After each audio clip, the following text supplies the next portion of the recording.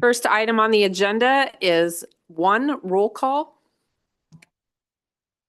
Smith, Present.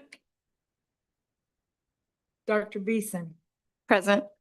Mr. Munoz, Present. Mr. Tatum, Here. Mrs. Bowley, Here. Dr. Schumacher, Dr. Bonebrake. Here. Thank you. Thank you. Next item on the agenda is item 2, executive session. I am looking for a motion.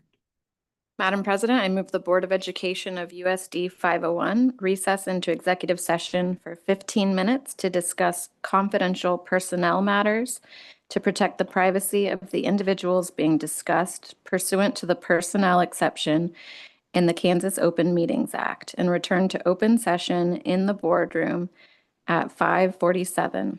The superintendent and executive staff are invited into executive session. Thank you. I'm looking for a second. Mr. Munoz, thank you. Any discussion? All right, we're ready for a vote. The vote is open.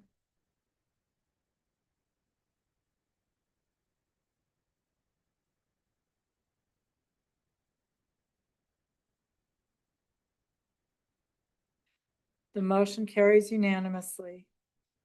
And we are recessing into executive session.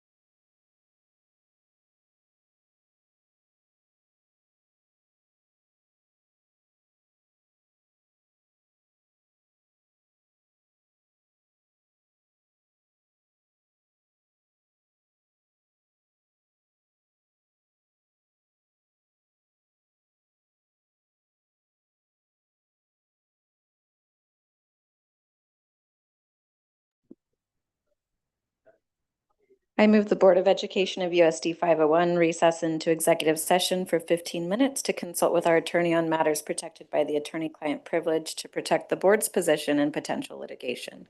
The board will return to open session in the boardroom at 6:04. The superintendent and board attorney are invited into executive session. Dr. Schumacher makes the second.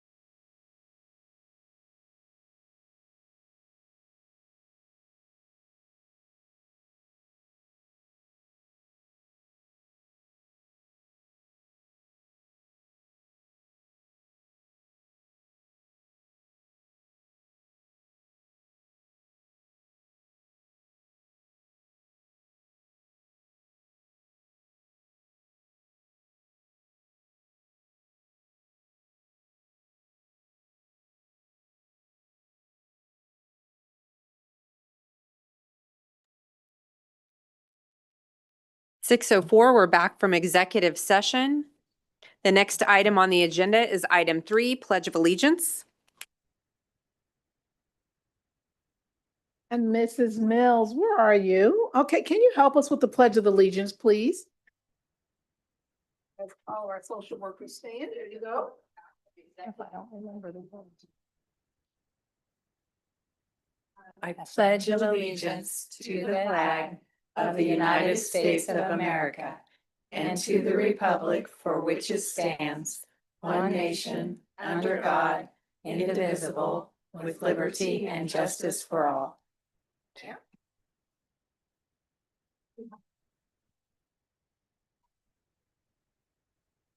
Next item on the agenda is item 4, adoption of the agenda. I'm looking for a motion. Madam President, I move the board adopt the agenda as presented. Thank you. And a second? Mr. Tatum, thank you. Any discussion? All right, we're ready to open it up for a vote.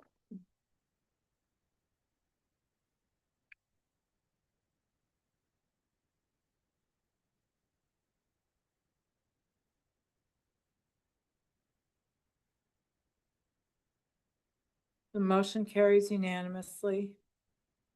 Next item on the agenda, item 5, school highlights. 5.1 is recognition of school social workers. All right, and with that, we're going to start our video of our social workers. We're giving a particular tribute to Miss Mills, who will be retiring at the end of the year.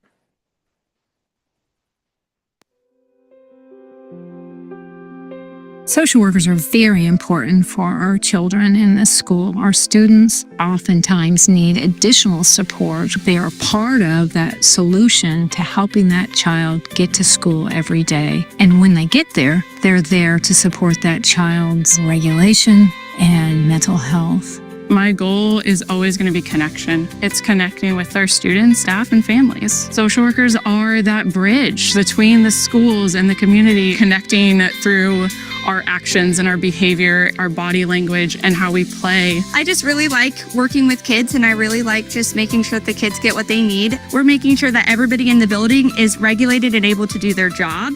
Social workers help them calm their body down, figure out what the problem is, and help them find their own solution to that problem.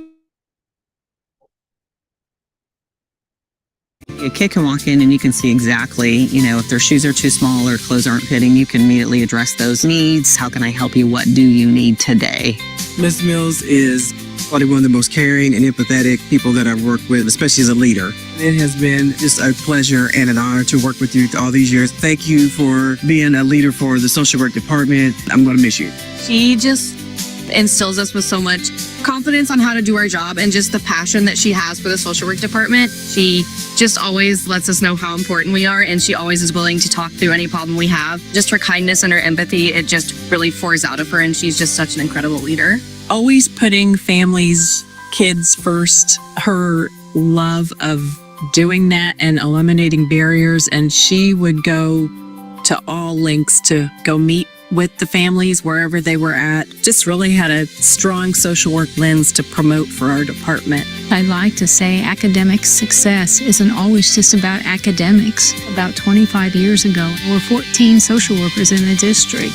Today, there are 42. Every single building has one social worker dedicated to that space. All the dedication to student well-being directly results in academic success.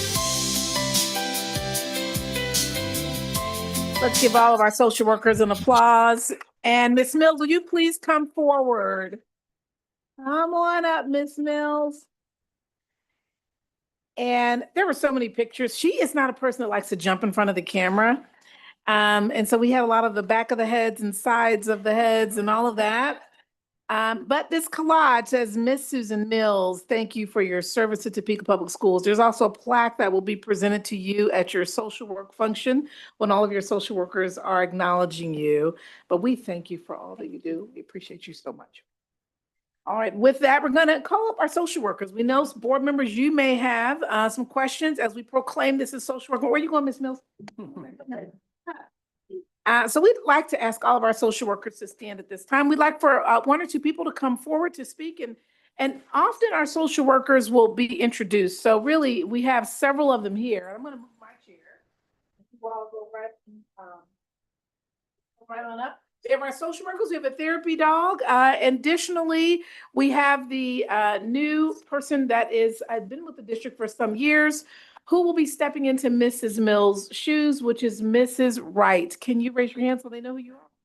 Previously at Whitson, now at Eisenhower, and she has a lead social worker who is from Shaner that she'll be having as a thought partner to help with going paperless with some of the work that we do in social work. So we're going to turn this on over to the social work team. Can we first have a person or two say a comment about Ms. Mills? We heard some on the camera, but we'll turn it over to you.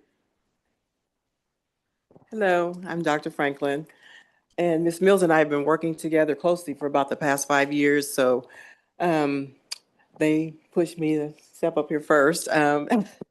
But we are going to miss you, and I wanted to just comment on that video about her talking about there being a social worker in every school and the liaisons, and a lot of that has happened under her leadership.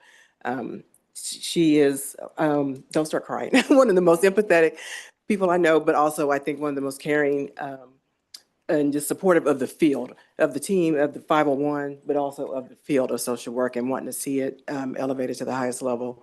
And so we are really going to miss her, and we value you, and we hope that you enjoy your time with your grandkids. So thank you.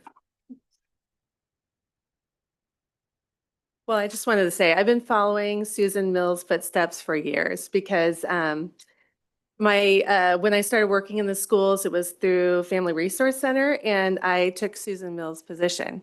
And here this is today, where I am, like, again, following in her footsteps. And so she has been a great leader and mentor through the years, a great role model.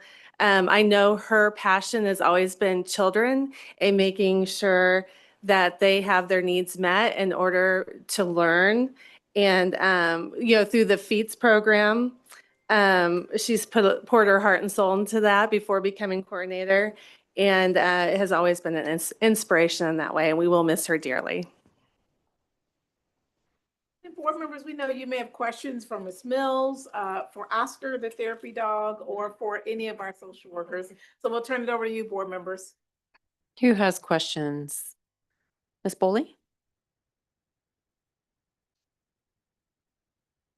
So I want to know of the real focus and use of the therapy dogs and why we have so many in our district. What is the importance of those therapy dogs? I think for me, Up to the microphone. sorry. please. Thank you, thank you. I think for me, the importance of the therapy dogs is just to have the ability for the kids to have something cuddly that they can co-regulate with. They have to be able to be in control of themselves and their bodies to be able to, like, pet the dogs. And it's really amazing to see how, those kids will be really escalated and they see the dog and they, start to calm themselves down. And can your pet just come to school and be a therapy dog? Absolutely not. This What is do a they very have to highly go trained through? dog and he was very expensive. So they are trained to come into our buildings. Yes. Are you trained as well with the dogs? Yeah, I did a week of training with him that was really intensive in Concordia, Kansas, where I got him. And we were together 24/7. So it was just me and him bonding, getting to know each other, and me learning the commands and him learning that I am the person in charge. Thank you. Also, I want to say thank you so much to all of you. Some of you I've had the privilege to work with, and to see your work in our school buildings, the reach that you have. And I know you talk about the children and regulating the children, but I also know it's a lot of work with the parents and reaching out to the parents and helping them understand how they can help their child be a better student at school as well.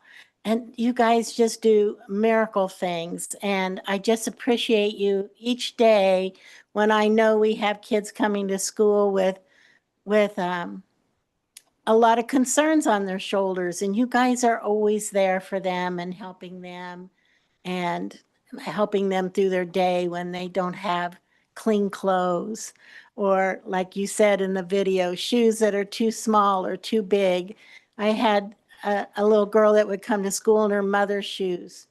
My social worker always made sure that those shoes were traded out and had shoes that she was proud to have and wear. So you do remarkable things, and I don't even know how we can thank you enough. Ms. Mills, your support for our social workers in our district has just been amazing.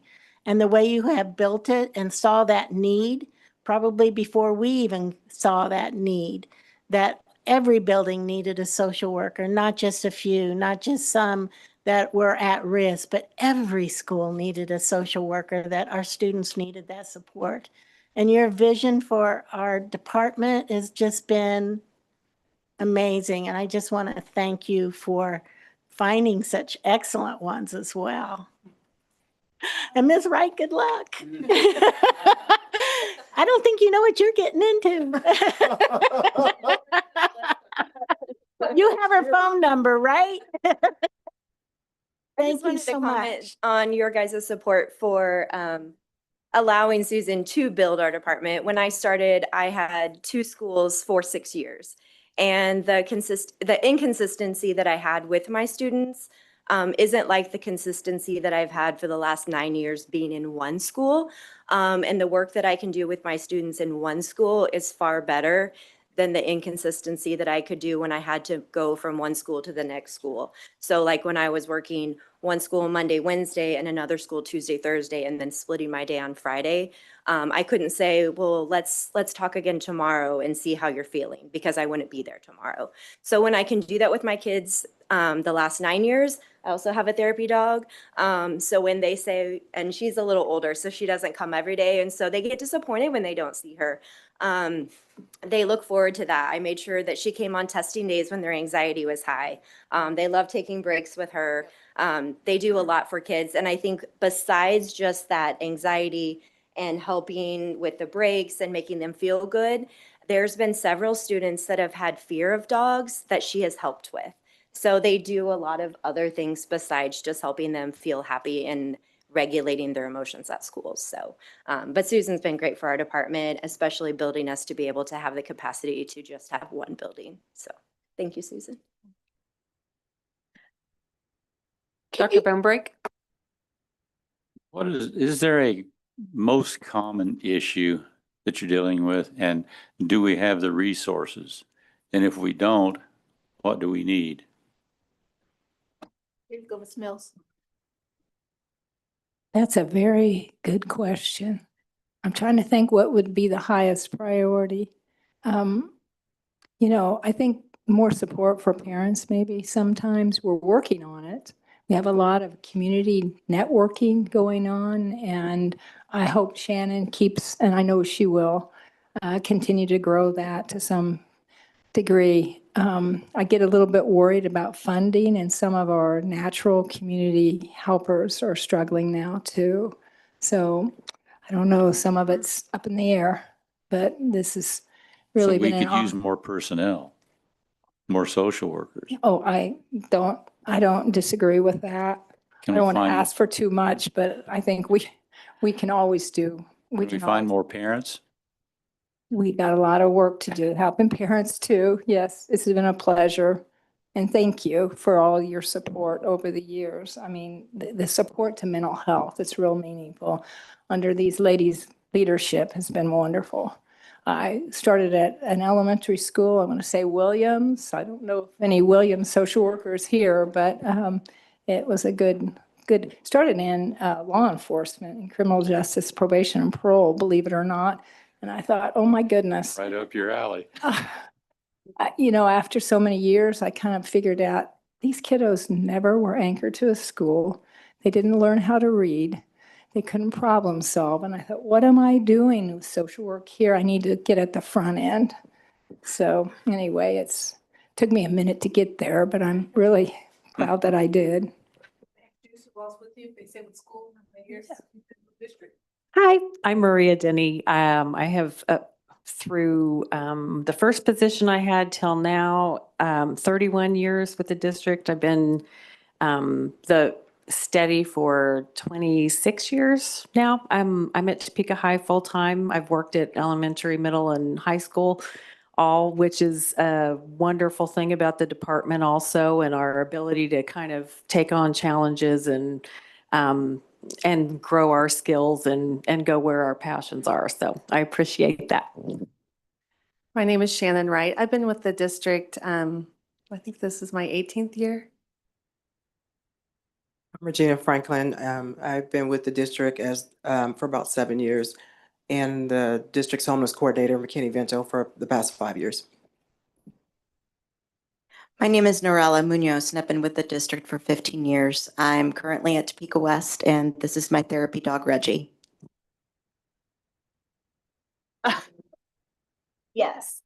Yes. I'm Rebecca Hegler, and I have been with the district for 5 years. I'm currently over at Robinson Middle School.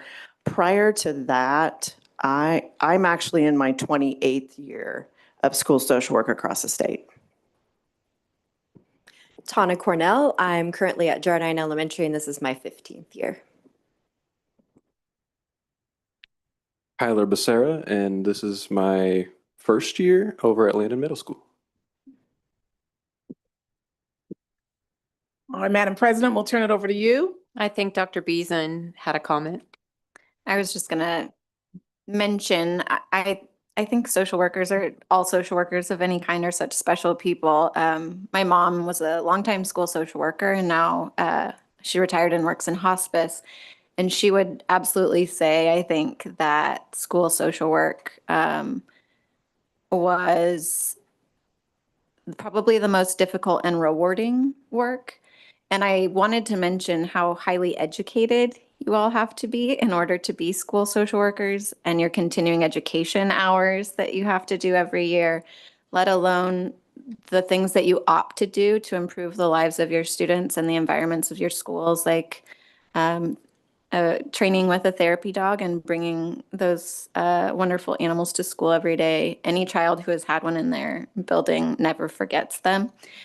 I think we all grew up in times where there were no school social workers in our schools. And while academic excellence is the ultimate goal of any school district, it does not happen when our kids are hungry or not clean or are dealing with turmoil at home. And I know that the perspective you bring every day is from a systems perspective of upstream. How do we change systems? And then every day you're walking beside our kids in a very intimate way and their families. And I just cannot thank you enough and congratulate you, Mrs. Mills, on your retirement. So I think consensus is on behalf of the board, Mrs. Mills, thank you for the legacy that you have created and are leaving with your retirement.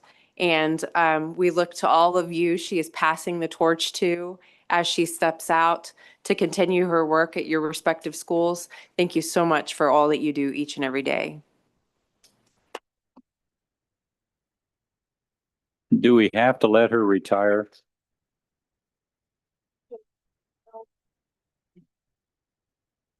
Thank you. I said, stand up and applaud her. Oh, have mercy.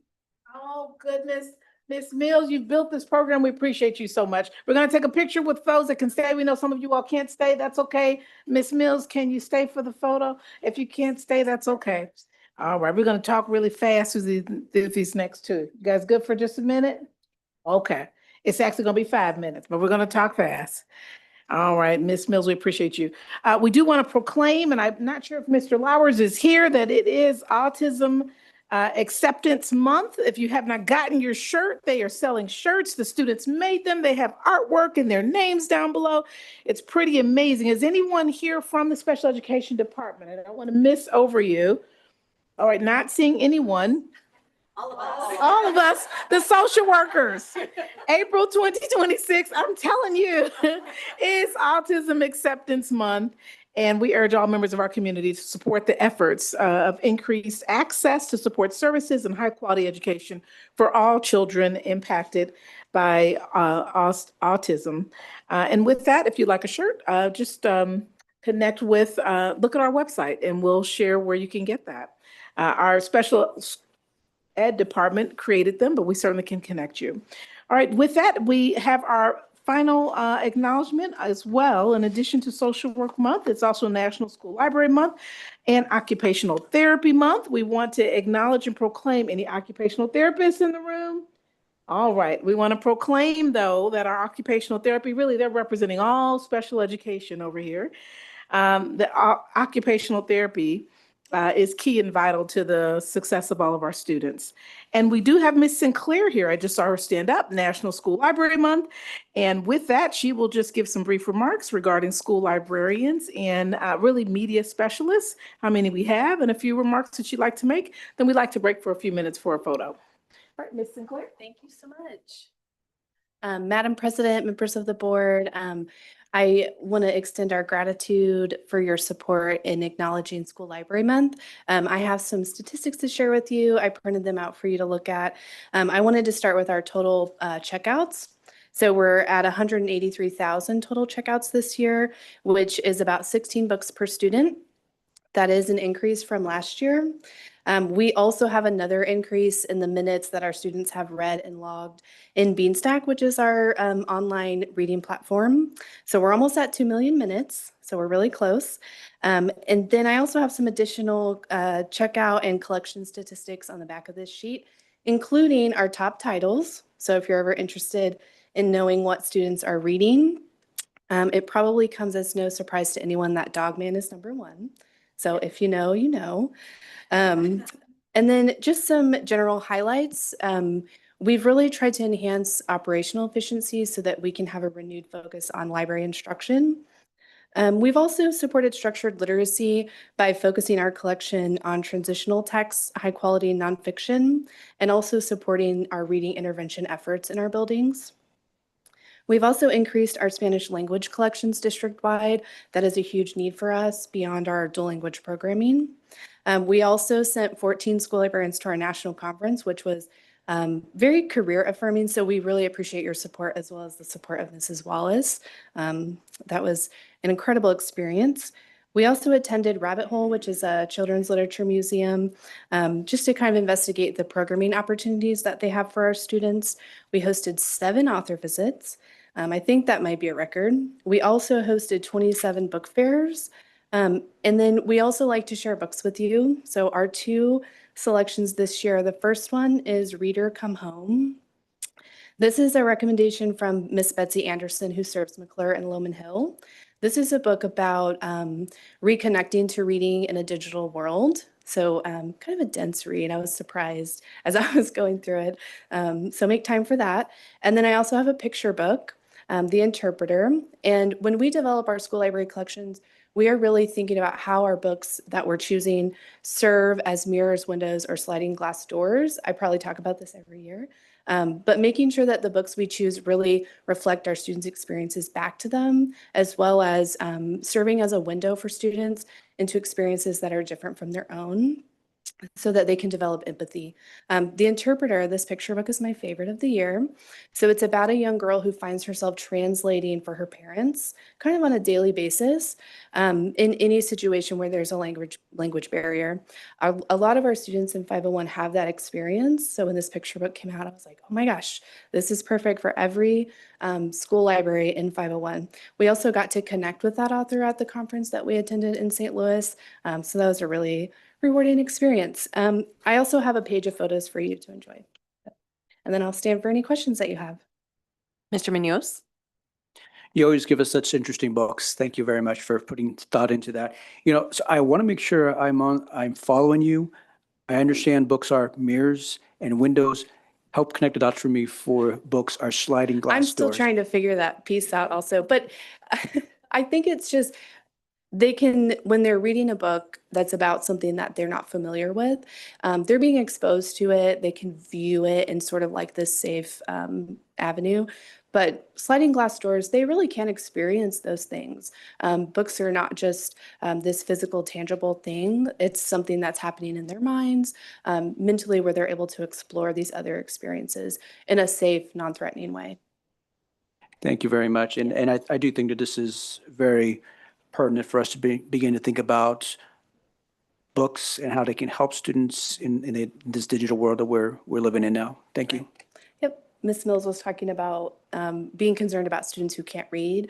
So that's definitely been our focus, is making sure we're involved in the structured literacy work that's happening, making sure that we're able to be interventionists if that's a need that's arising in our buildings. So, yep. Ms. Boley? So what are some of the favorite titles for our high school and middle school students? So I did list those, and it took more time to do this than I thought it would, but we have some good reporting where we can look at top titles. So graphic novels are a huge hit. Even in high school, huh? For sure. Okay. Manga is also very popular. So if you're unfamiliar with that, we are also still developing our capacity for understanding what manga is. My son is a big manga reader, thinking about maybe getting some students in front of us to tell us about manga, because it's a pretty complex art form. So, but you can see on here the tail end of that list, My Hero Academia. There's a Spanish title that was exciting to see as a #1. So, yep. And I believe that we are not free as a book study over at Topeka West with the students. Am I correct? Correct. And so that was their #1 checkout, which is exciting to see. Yeah, that is exciting. I Yes. actually received a copy Yes. from Topeka West, so it's been, I've enjoyed it. Yeah. Ms. Carnes at West does some really thoughtful work. She's trying to revamp a program that they've done for years. And so she's trying to do maybe a whole school read aloud as opposed to Heritage Week. So. And what do you do around like book studies? Because it seems like that's becoming very popular again in our nation. And so are book studies, circles, book circles, something that our librarians try? Yes. So we have started to do book clubs. And so we've tried to tie our author visits to book clubs as opposed to having an author come and speak to the entire school.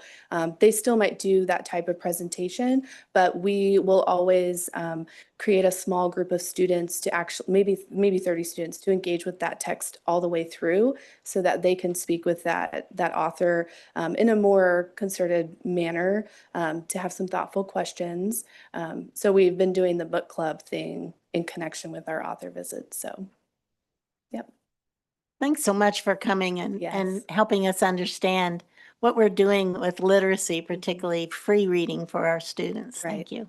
Yep. Any other, Dr. Beeson? So librarians are always one of my favorite people in every building because they tend to have such an inclusive mindset if they're an excellent librarian. I am curious about not just the kids who are struggling readers, but who are struggling to find a love for it. How do we get kids engaged in the love of reading? So I think librarians are very resourceful. So when they notice things like that happening, they're always trying to manipulate how students access our collection. There are some photos here on your sheet that are just pictures of shelves and books. But we're starting to rethink how how do we address the aesthetics of our collection so that when students come in, they're like, oh, this is a bookstore, or to give them that feeling of excitement when they're in the library. So we have phrases for that. So we are starting to experiment with dynamic shelving, where we start front-facing things. And then we also have talked about genrefying. So instead of adhering really to Dewey, we're thinking about how can I manipulate is not the right word, but really kind of appeal to students and help them develop their reader identity. So if we have all of the scary books here, adventure here, fantasy here, they're more apt to start to develop that identity, because as adults, we are kind of one-track people. We are reading the thing we know we like. And so we're just trying to get kids also engaged in that process. So thank you. Yes. Thank you. Now, correct me if I'm wrong. You guys gave us the book, The Anxious Generation, correct? Yes. Yeah. That book was so impactful to me. I have bought multiple copies Yeah. and handed that out to multiple people. Right. So you don't even just create and reach your students that you're helping, you reach us as adults as well. And Right. so that's part of the legacy you're creating in your team of librarians, because Thank you. that book was just phenomenal to me, especially as and timely as we were talking about what digital looks like in school and learning.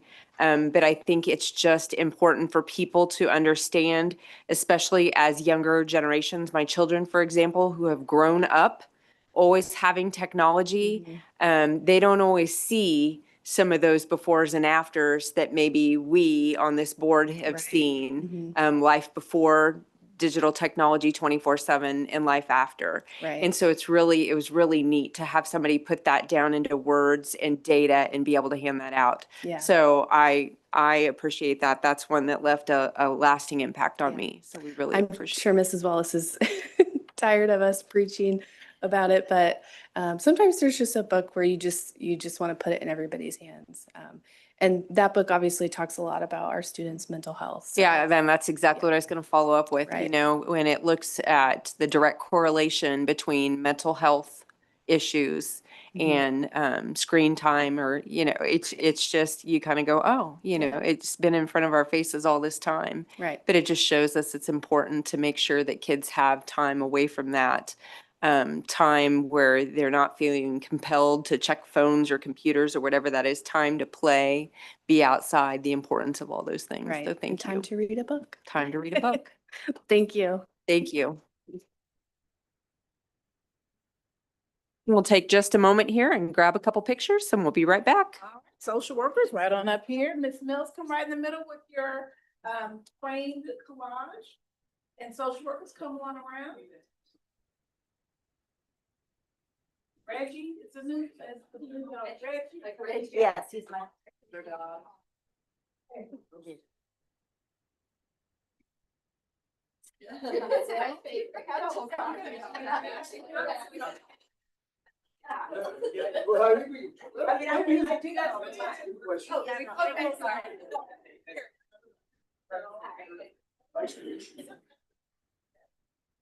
Okay, everybody in? Okay. All right. Home break. That phone break in? Yep, we got everyone. Right, you okay? Be on that.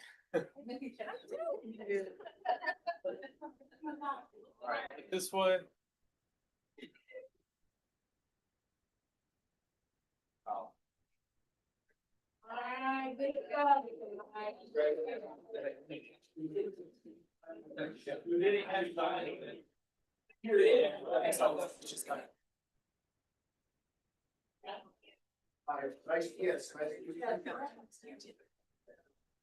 I loved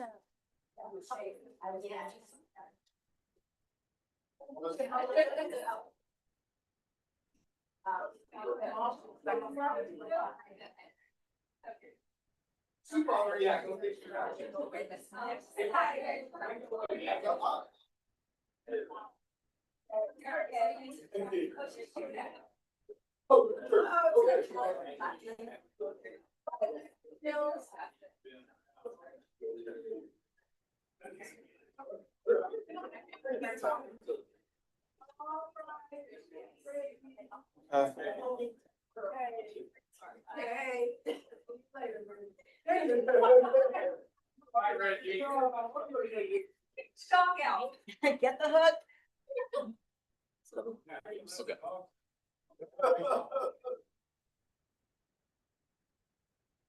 Okay. DCAC parents.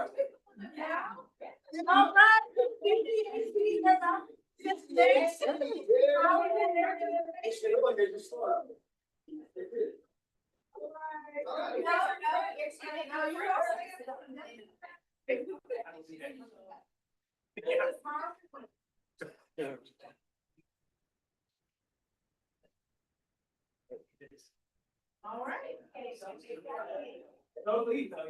All right. That does conclude our awards. Tonight is scholarship night at the Topeka Community Foundation. I know Mr. Dick just headed that way. So forgive me, DCAC, I'll be in for part of your presentation and for our lobbyist, but I'll need to leave to get to that at 7, but we'll turn it over to the board to get started. Thank you, Dr. Anderson. The next item we have on the agenda is item 6, public communications. This is where the public has an opportunity to address the board. We do have Mr. Ben Schutzman here to speak this evening. While you're coming forward, I'm going to ask that you please state your name and address for the record. You have 3 minutes to address the board. We ask that your remarks to the board be respectful. As school board members, we must make sure the privacy rights of all USD 501 employees are protected. Please keep your comments generalized and refrain from using employee names or any other identifying information. Board Policy 2050 requires all complaints to be made and resolved at the lowest administrative level. When a complaint is made directly to the board, it is referred to the superintendent and building principal for investigation and resolution. Thank you. Thank you. Madam President, members of the board, my name is Ben Schutzman, and I'm the Chief Operating Officer of Highland Electric Fleets. Highland has been honored to support Topeka's electrification project since 2023, when we jointly applied for a federal grant to electrify a portion of your school bus fleet. And together we were awarded over $7.4 million of federal funding to deploy 25 electric vehicles. We're aware that the district has an open request for proposals for bus operators, and I respectfully ask that this district continue to prioritize the use of electric vehicles regardless of your future choices of bus operators. Since we collectively celebrated the ribbon cutting in January, the impact that these electric buses have been able to generate has been incredible for both students and the communities overall. For students who ride EVs, research backs up what we see every single day across the country. More focus, better health, and calmer rides for these students. And studies link diesel exhaust to higher risks of ADHD, asthma, better health for those who don't ride on diesel buses at the end of the day.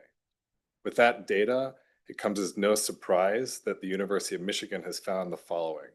Replacing diesel buses raises student test scores at the same levels as if you were reducing classroom size by a quarter.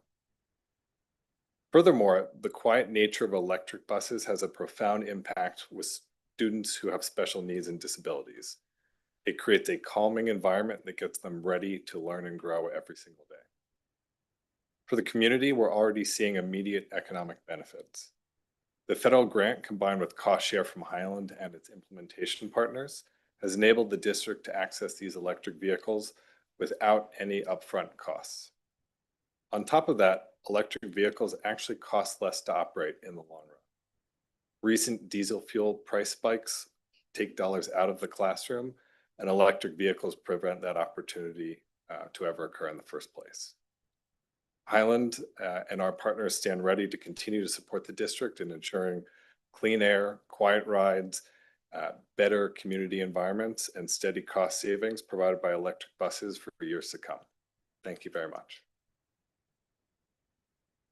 Thank you so much. All right, moving on. Next item on the agenda is item 7, business by consent. I am looking for a motion. Madam President, I move the board approve the items of business by consent as presented and authorize the board president or superintendent to sign the special project and purchasing contracts for and on behalf of the board. Thank you. I'm looking for a second. Dr. Schumacher. And any discussion? All right, we're ready for a vote.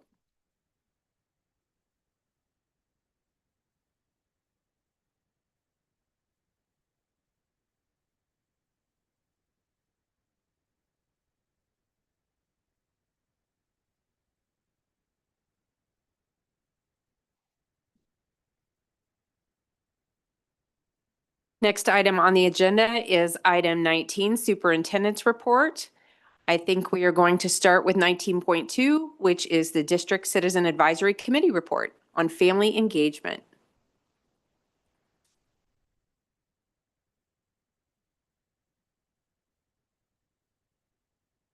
Good evening.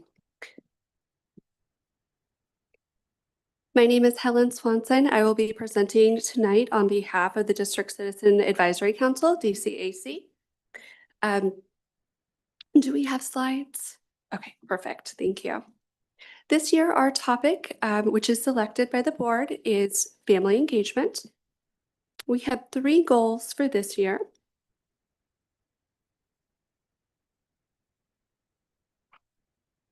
Perfect. Thank you. Our first goal is to identify allies, advocates, and leaders already active within our schools and our communities. Goal 2 is to explore how we can reach those who have not yet had a voice or presence at the table. And goal 3 is to recommend strategies to invite, include, and sustain engagement that reflects the diversity and strength of Topeka Public Schools. A bit of background information on family engagement. The district does have a current family engagement policy, and this requires the district to meaningfully involve parents in planning, reviewing, and improving Title I programs. Title I schools must also develop their own parent engagement policy and school parent compact to involve parents in decision-making and hold annual and flexible meetings to explain the family, or to explain the program and family rights. Additionally, both the district and the school must provide parents with helpful information, training, and materials. They can also provide support to staff, particularly in learning effective family engagement strategies and how to coordinate with other programs. Next slide, please. Our impact study methods included monthly DCAC meetings. We did held these meetings across the district this year. So previously, they've all been on Zoom. This year, we did hybrid meetings so that we can meet the community in the actual community. And we at every meeting, we had a variety of presentations to learn more about programming available to students and families.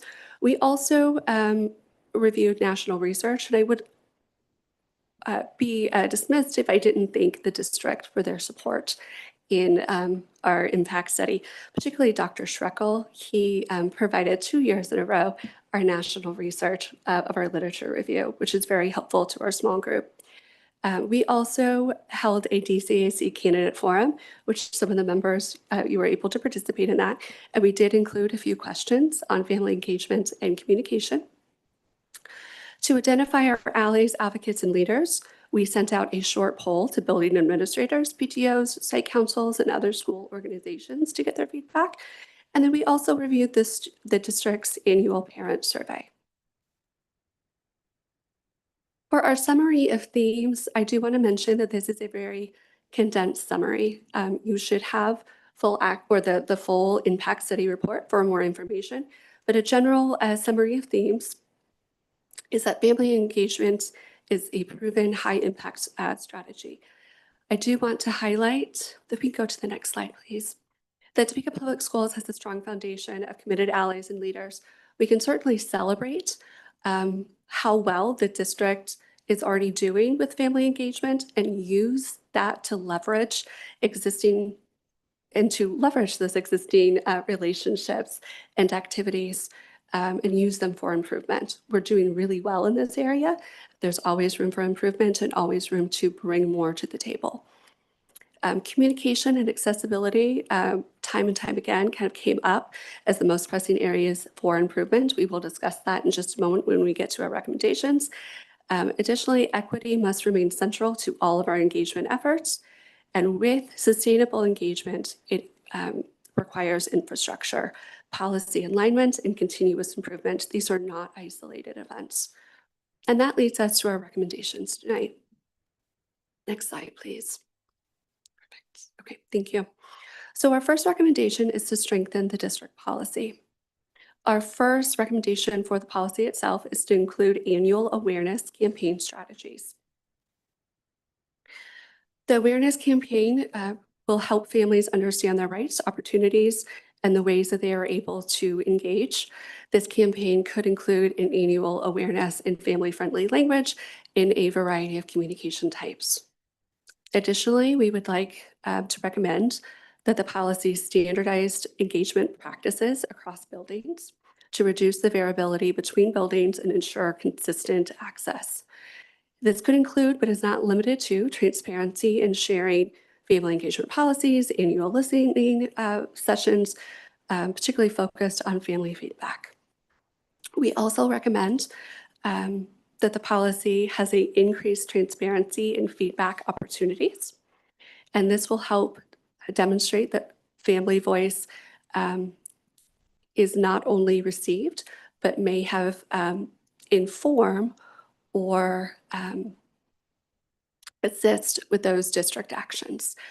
So we want to ensure that when we ask for that meaningful consultation with families and we ask for their feedback, that we publicly share the best to our ability that that feedback is used and how it is used. So for examples, it could, that family engagement participation could be included in our school improvement plans. We could also share updates such as you said and we did. Some wider recommendations to support family engagement also includes multi-channel communication. So email, text, printed copies, website, social media. Parent VU did come up multiple times during our impact study, and several families did say that it was difficult to use on their phones, so perhaps some training or a guide to encourage or enable families to use that platform. Just additional support. Additionally, expand flexible engagement opportunities. This can include hybrid, evening, community-based. We also want to consider transportation considerations, such as the bus schedule when scheduling our events across the community. In addition to that, we need to consider childcare needs. And so this could be explicit invitation with two families that have young children, for example, site council meetings or PTO meetings that children are welcome to those meetings. I can certainly say that Mrs. Pierce at Woodson Elementary, that is the building that I am representing, she is very frequent in those communications, particularly with our PTO. Please bring your kids. Kids are welcome. There's crayons and activities, and it's okay if they run in and out of the building, but we want to encourage our families to participate. And sometimes that means explicit invitation to bring those young children to those meetings. Additionally, we would recommend that the board conduct targeted outreach to those underrepresented families to allow them to come to the table to share their thoughts.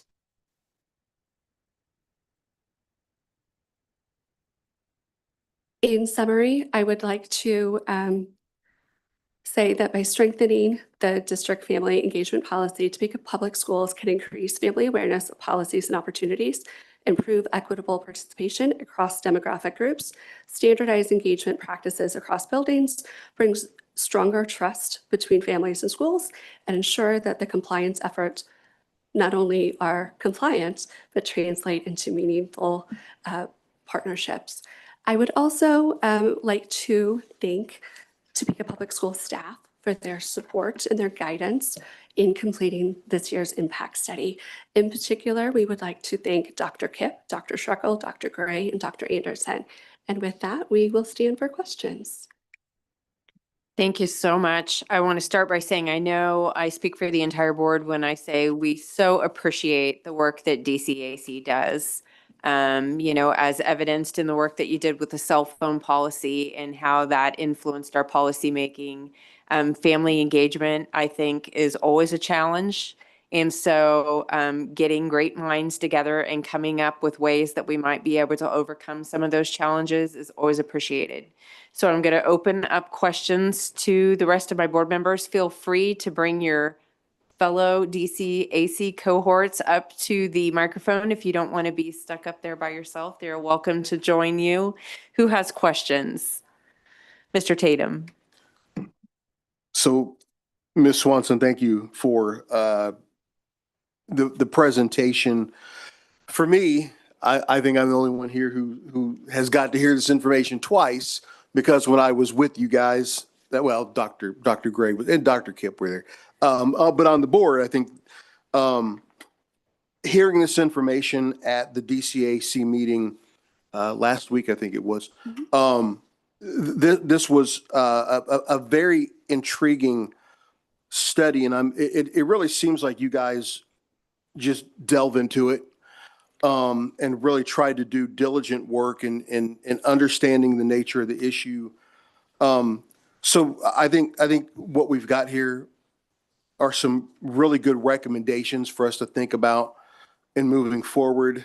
But one, I guess the question that immediately comes to my mind for you, for all of you on the DCAC is, what are some elements that we need to be addressing related to family engagement that didn't immediately kind of percolate up to the surface and get captured in the study? Were there other things that you guys were thinking about that you said, we've already completed the report, but maybe this or that would be good for the board to think about also? Did any of those things ever come up? Nothing comes to my mind of anything that came in late in the process. I don't think so.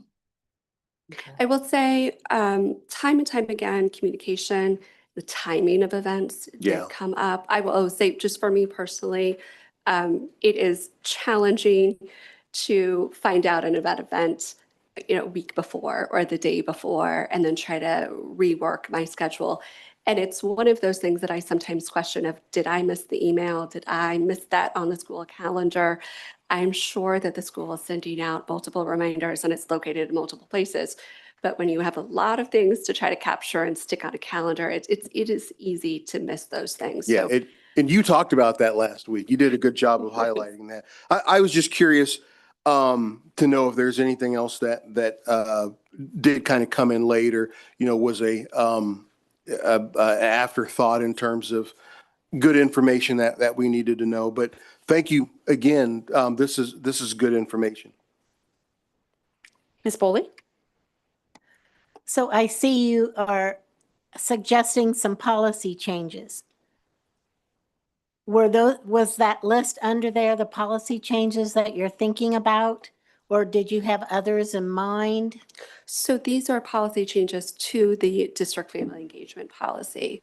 So whether it is changes to the particular policy, or it could be procedural changes, the A through C here, the annual awareness, standard engagement practices, and increased transparency are our recommendations. Those are the ones that you are To the actual believing in policy. that need to be changed. Yes. I really like the standardized nights because it makes it so easy to collect data across the district from parents from all parts of our city and give us some more information about what's working and what's working or what not is working. And so I really, really like that one. And I had a question for Madam President. So when we are looking at that policy, would that be appropriate for maybe these particular members to come in and help us develop that policy around those changes? All the committee meetings are open now. And so I think it would be coordinating that with Ms. Whiteman, since she leads the policy committee, giving her that feedback that in the policy committee members to bring them in or at least help us do a review. I know we've been doing that on a lot of the policies, making sure that IT kind of reviews the IT policies to give us feedback. So. And having parents come in and help us with that particular policy seems powerful to me. So I would agree. That may be an invitation to you all if you're interested. Might be a change of policy meeting time. I don't know, but I really like your suggestions, and I think particularly the one I spoke about is really powerful for our district. So thank you all for the work. Oh my goodness. I know I've been to a meeting and I've seen the diligence you are trying to put into this and meeting in different places. Thank you all for the time and effort and the wanting to do this. Thank you. Thank you. Anyone else have any questions or comments for our DCAC? Mr. Munoz? You mentioned that you had someone to look at nationally, what's happening and how are other schools. Were there any conversations with some of our local buildings? We have amazing schools, all of them doing lots of work in different ways to try to engage families. Any conversations in that space? Yes, so we did send a poll out to our building administrators to help us identify our current allies, advocates, and leaders. And building administrators were able to not only complete that poll, but they were also asked to forward it on to other groups within the building, including PTOs, like councils, or any other parent organizations. And so we did get some feedback. Overall, I would say it was very positive. They were able to identify a great big laundry list of support from the community. Yeah, no, you see it in your emails and online all the time, right? This event, PTOs organizing this carnival, they're doing this work, and so I imagine they've identified some things that might work well, and might serve as a model for others. Yeah, absolutely. Yeah, thanks for the great work. Anyone else? No? Seeing none? Again, we want to thank you for the time and the effort. We know that it's a commitment for everyone who serves on DCAC, so please take our thanks back to the entire committee and let them know that we appreciate and value the work that they do. Correct. We sure will. Thank you so much. All right, next on the agenda is 19.3 legislative updates. Mr. Edwards.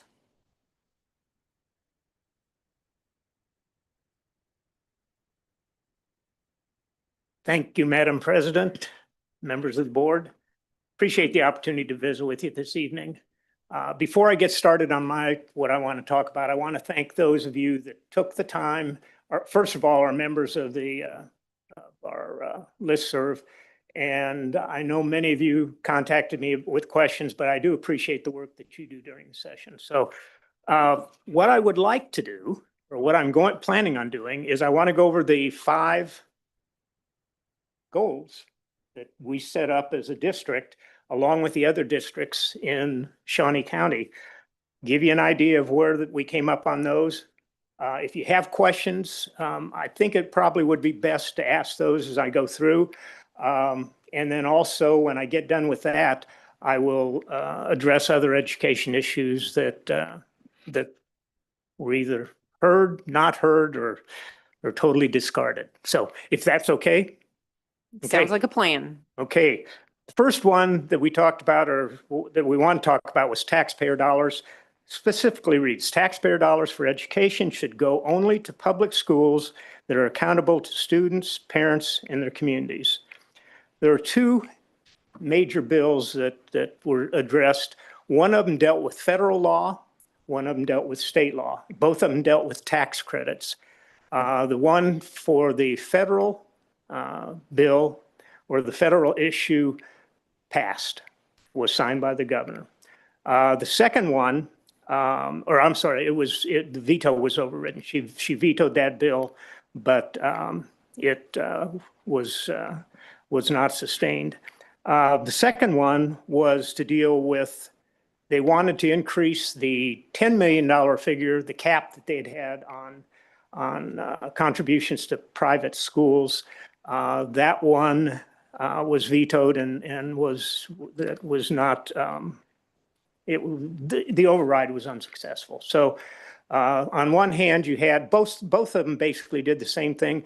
There was some confusion in committee because it was stated that at the national level, and they had a document that I wasn't able to get a hold of, but they had a document that said that those dollars would be available not only to private schools, but also to public schools. IRS regs say, no, you can't do that. So there's that question.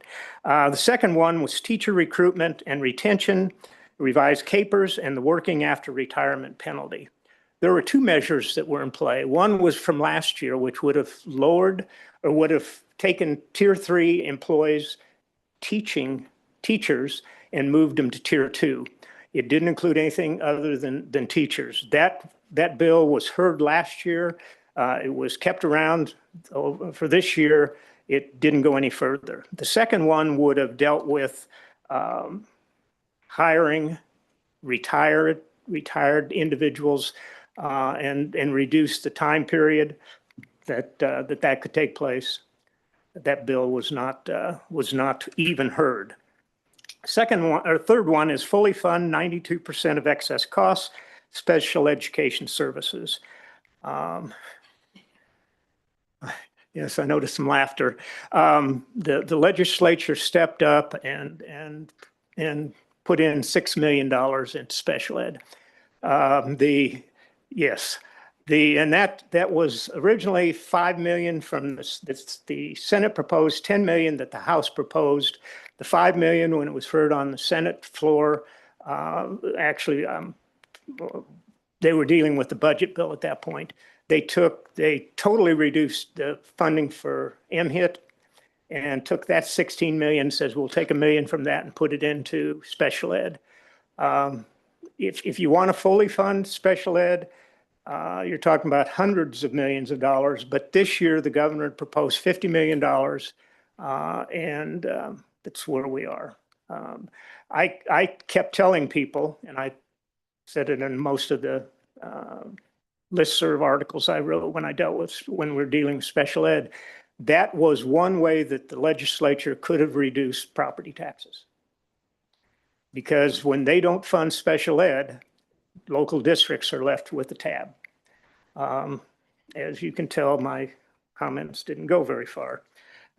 Anyway, they put $6 million in special ed for the coming year.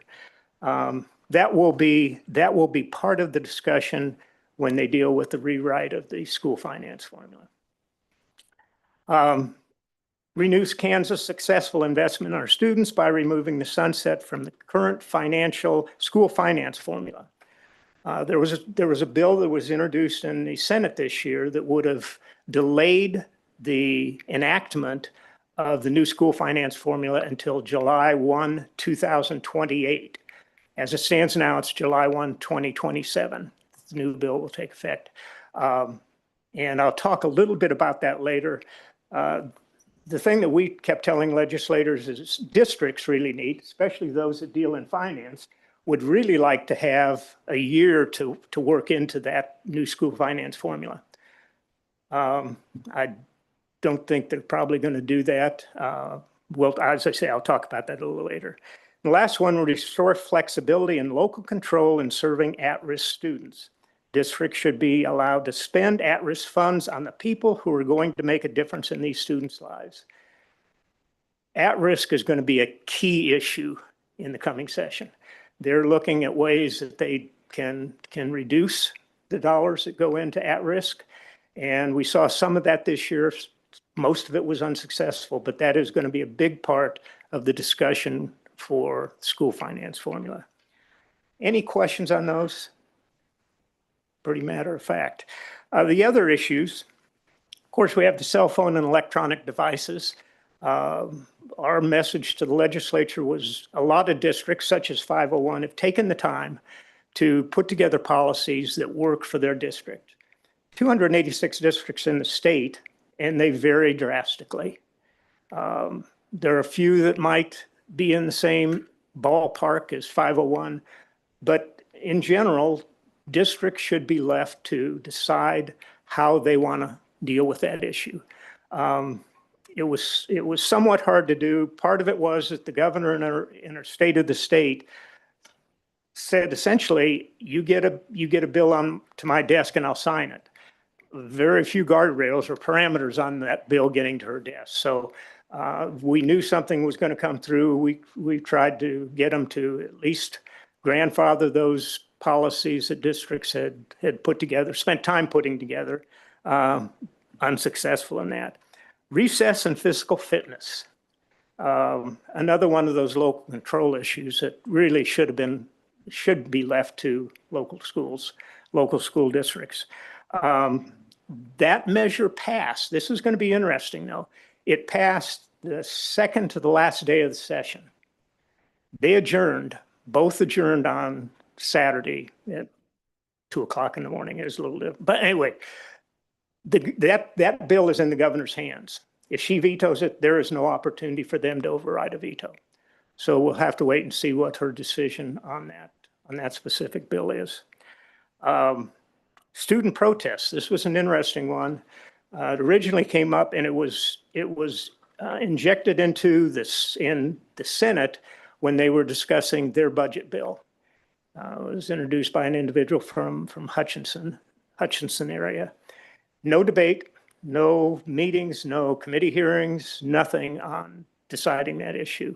It stayed in all the way through the conference committees, and the veto was overridden on that. So that is new law, and it will, districts are going to have to decide how they're going to deal with it.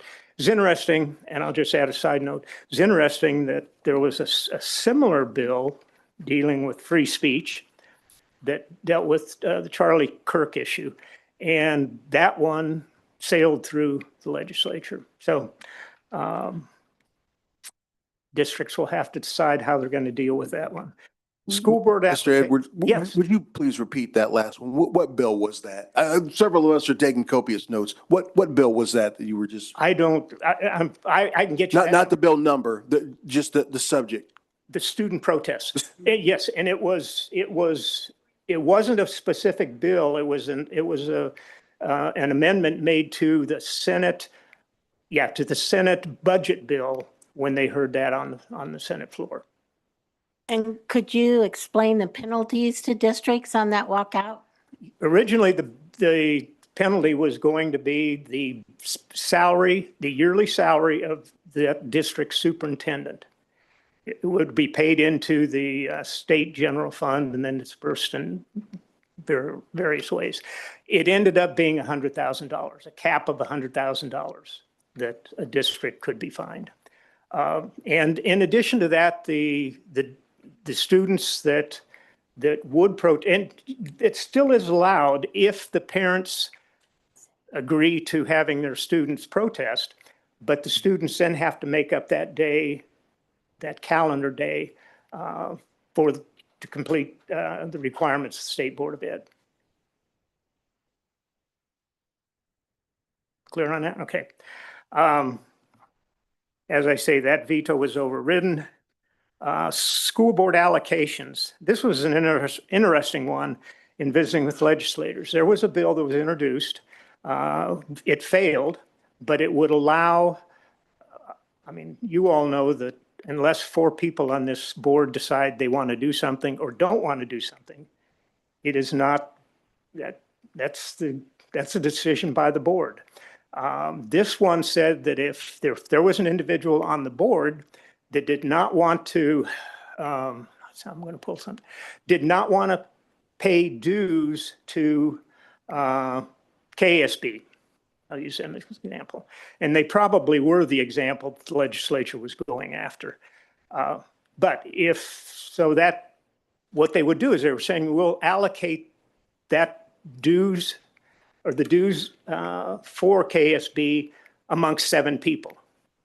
Well, that's just, it's the same way. And as I visited with legislators, I said, well, it'd be the same way with somebody that doesn't agree with the budget bill that you're going to pass at the end of the session saying, well, I want my share of those dollars to go elsewhere. I hope that message was one of the reasons that the bill failed. Mental health counseling. That was what I mentioned earlier with MHIT, that $16 million was taken. It did come back, and I wasn't following that one specifically, but I believe it was somewhere around $6 million that they put back in. 16 million was taken out. 1 million of that 16 million was provided as an increase to special ed, and then the rest was going to go into the general fund. That bill failed. Even year elections. This was to help politicize school board elections more than maybe they are now. It would require city, county, school board, and county any community college elections. They'd be moved to even numbered years. That bill failed. Fentanyl and school shooting drills. Not much to say on that. That bill passed, and school districts will be required to come up with their language. School lunches, this was a bill that was introduced that would remove certain food items from the list of food that could be provided to students for any lunches, not just free and reduced lunches, but for any lunches. That bill failed. Bill that was, this was an interesting one. Many of you know that about 13 years ago, no more than that, it'd be that the bill for the that would allow undocumented public school graduates to attend a state university or a state post-secondary institution at an in-state tuition rate. That's been fought by years by our current Attorney General. He fought it when it first went into effect. That bill was vetoed and was not overridden. So it's still law. Property taxes. You remember the biggest issue that everybody was saying they need to deal with? It wasn't dealt with. And I'll talk a little bit about that. There were a couple bills. One would reduce or would cap to 3% the growth that you could have in a budget. Schools were originally exempt from that. They were added back into that. They were taken out of it. They were added back into it. They were taken out of it. Doesn't matter because the governor vetoed it and that they failed to override that veto. One of the reasons is they planned on introducing a constitutional amendment that would deal with property taxes. That constitutional amendment was the last item that they discussed before they adjourned. And a lot of political games there. The legislature, the Senate, introduced that bill, and it passed 27. So it passed the Senate, and they adjourned. And that process usually happens when they figure they're going to force somebody to take the stand that they might not want to take. Well, during that process, anybody watch that? Well, the Senate, while they're debating their issue, the president of the Senate is explaining how bad the House dealt with property taxes during the year. They did a terrible job. They lied. They whatever. And I'm thinking, okay, well, that sometimes happens. But the camera panned in the Senate chambers, and the House members were all standing in the back of the Senate chambers. So at that point, you have to say, I wonder what reception that constitutional amendment's going to get. It was probably one of the shortest debates that the House had on property taxes, probably 10 or 15 minutes long, and they deep sixed it. They said it's not one that we feel that it's going to work with. The last item I'll talk about is assessment cut scores. A lot of discussion, and this was more dealing with State Board of Ed. They changed the cut scores. And what the legislature said is you can't change those. What you got to base them on is 2022, this 2022's cut scores. That veto override failed. So good news there. Any questions on those? This is what I really want to spend some time on. School finance formula will be the key issue this coming legislative session. And in fact, next Monday and Tuesday, the School Finance Task Force will be meeting.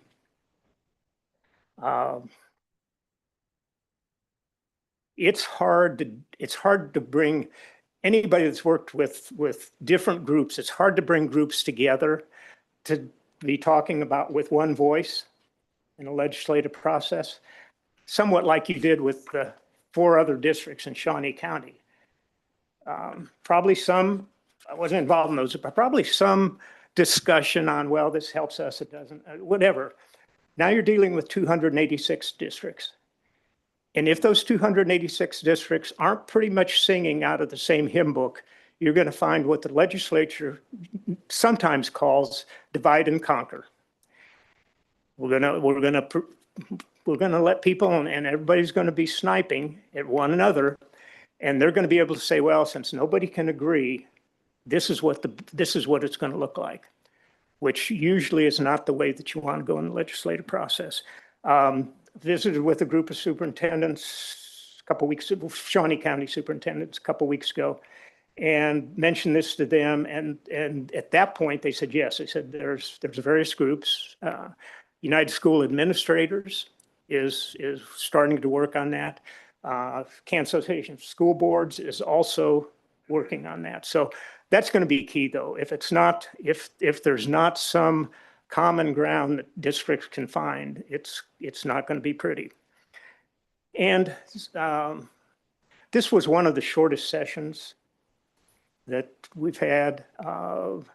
Normally, the session would end the end of April. They'd come back for a veto session, maybe end of May. This year, they ended the 11th, or I'm sorry, the 10th, no, 11th, it was in the morning, of April. Anybody know what April 20th is? All you know what April 15th is. Okay. April 20th is when the state, the research department and the other economic gurus in the state come together and say, this is what we feel we're going to get in revenue over the next couple-year period.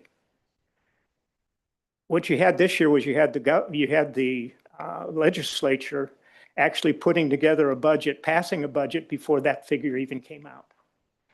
That's why the legislature always waited for a budget. And some people would say, well, why didn't they start working on this earlier? Well, they didn't start working on it earlier because the key is that you need to have those figures. They're not going to be exact, but at least they're going to give you an idea of what ballpark you're playing in. And that meeting will be held on the 20th of April. Kind of the horse has already gotten out of the barn. Budget has been passed. Largest part of the state budget is education. K through 12 and higher ed represents probably between 50 and 60% of the state budget. There was a comment or a saying that I've used in the past. I don't know who came up with it, but it's why did Jesse James rob banks? Pardon me? Exactly. So if you're gonna cut something, and if you're gonna make meaningful cuts, where are you gonna go? You're gonna go to the biggest area of expenditure. So that's why I emphasize again, this is gonna be a rough session. We'll find out a little bit this coming week when they have their first meeting. And there's a growing number of legislators. And some of this comes from, I think, the threats from leadership, but there's a growing number of legislators that support tax credits, vouchers, whatever you want to call them. And the session will continue to be shortened. Once you've had that type of session and that the reduced number of days, it's very hard to go back, because those that might have been in the first couple of years are going to say, well, gee whiz, why do we meet till the 1st of June or the end of May? We need to get out of here. It was a little bit harder this year and pushed by leadership because you had two individuals who were running for statewide office. And until they adjourned, they couldn't be asking for funds from lobbyists, which is an area that the companies that those lobbyists deal with. So with that, I will stand for questions. Dr. Bonebrake? Do our legislators not understand that Kansas is losing population and our children are moving out of state where they get better jobs? But if we can show we have a better education plan, people are going to move to Kansas. My kids can get a great education in Kansas. What's in their crania? Nothing? There are areas of state, the reason that you've seen, and I have a good friend who was instrumental in the growth in Johnson County. And that's the reason Johnson County grew, was because it's the education system. Legislators from Johnson County understand that. I'm not sure that there's other parts of the state that understand that. Why not? What's, Oh, there you're asking me to get into the brains of people, and I don't want to venture that. Any other questions? Mr. Tatum? Mr. Edwards, thank you for all that you do. Every legislative session, you help make us a lot smarter. And the constant, I feel like I'm in the know of a lot of things because of your constant efforts at communicating with us and helping us understand as things are happening on a regular basis. And it's definitely appreciated. So I remember last year when we were taking, or maybe it was just a few months ago, we were kind of looking at what lies ahead in terms of the big items that could be coming out of the legislative session this year. And I remember there was a few things that were alarming to me. And I don't know, I know you've talked about quite a number of potential legislation that was not successful, but there were other ones.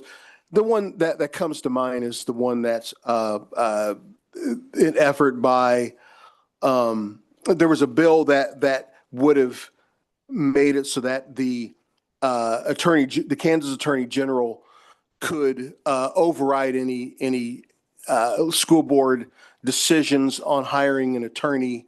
And so that bill is the one that really kind of bothered me. I mean, issues of local control. As Kansans, we love local control. And it seems that the legislature has largely forgotten about that. But that's just one bill. I'm assuming that one never got anywhere, didn't get out of committee or died in some other manner. Are there others like that we were watching ahead of time that you were also paying attention to that you hadn't really talked about in your dialogue to us so far this evening? Yes, and quite honestly, that bill you mentioned was in the legislature was not looking at that as local control. That was, I think there's a fair assumption that whatever comes out of the school finance task force and is essentially or finally passed by the legislature, that there probably will be a challenge because most people don't feel that there's going to be, number one, increased dollars being put in, and they're going to be doing things with, I don't know, messing around isn't the best phrase to use, but there's going to be some attempts to change special ed funding in not, let's see, I want to say that, not in having it, but how it's figured. And that goes right along with that risk. And so those two issues, anyway, getting back to your question, that issue was being looked at by the legislature as a way of preventing school districts from deciding to hire an attorney to challenge a school finance issue in court. Okay. Makes sense? Yeah, unfortunately. Yes. It's like it was dark machinations at play. Yeah. The other one that comes to mind is there was a bill that had to do with restrictions on the speech of board members when it came to speaking about bond issues. Didn't go anywhere. That didn't go anywhere either. Good. Those two were the ones that didn't go anywhere. I am thankful that they didn't because they were pretty scary. Besides the funding issue that's going to loom large. Are any of these other issues that we're seeing that weren't successful? Or do you have a sense of whether or not we're going to see them? Is there enough resentment that was kind of built up because some pet issues were not successful, that there's a, maybe a urge on the part of, a significant number of legislators in either chamber to start resurrecting some of these issues? That's always a possibility. Sure. And my guess is that you will see continued expansion of tax credits, vouchers, whatever you want to call them. You're going to continue seeing that. And in the argument that they used on tax credits, well, it's not really dollars that are coming. No, it is dollars that aren't coming into the coffers. So while yes, it wasn't, they're saying we're not taking dollars that would be going to education and giving them directly to a private school. In a way they were, but you couldn't use that argument much because there's hundreds of tax credits. Everything from ethanol in the state to, you go down the list. And so you couldn't use that argument much. It was just that any dollars that are being paid by or being dispersed by the state government should not go to private schools, period. Right. But as I said, there's more and more individuals that are moving to the side that say, well, we think we need to have that. Yeah. All right. Thank you so much. Yes. Ms. Boley? Thank you. The meetings on Monday and Tuesday for the task force, are they at 1:30 or are they earlier? I have not seen the times yet. They just said that they're going to have them. My guess is if they follow past actions, is it will be an afternoon and a morning session. They'll have- Okay, like afternoon one day, Right. morning the next. Right, because it allows people then to drive in and drive home, and they don't Got end it. up with 2 days in a Makes sense. hotel. Thank you. Also, do you believe there will be some group that will bring a lawsuit against the free speech for students, since there's already been a lawsuit that was in favor of free speech on campuses? Hmm. And what does that lawsuit have to do with our new law? It doesn't void it, a state's rights? Is that what's going on? I know, I'm confused. And trying to think how far I want to go with this. My belief, and this isn't USD 501's belief, my belief is that it's the topics that are being protested. Right. And could there be a lawsuit on that? You'd have to ask attorneys whether there would ever be a lawsuit on that. You believe there will be, because, it's already been decided that students have their free speech whether they walk through the doors or not. We are violating that law by taking away free speech of our students. So are they thinking in their bill, if they have a permission slip by a parent, that they get around that law? That's what the law says, is if it is authorized by the parent, they can do that. The student, though, has to make up that day or the time that they were out of so. It still doesn't seem like, it seems like the federal law outdoes the state law. And I don't know how this is going to stand. So I hope there is a lawsuit. I think we want to raise students that are civically involved and speak their voice and feel that they can in the United States. So I'm really disappointed in that one. Besides others. I was disappointed in the way that it was handled. Yes. Like I said, there were no hearings, none whatsoever. It was introduced as an amendment to the Senate budget bill and stayed in the whole way. There were some changes, as I said earlier, there were changes in the amount, the fine that could be levied. The way they were going to punish everybody. Thank you.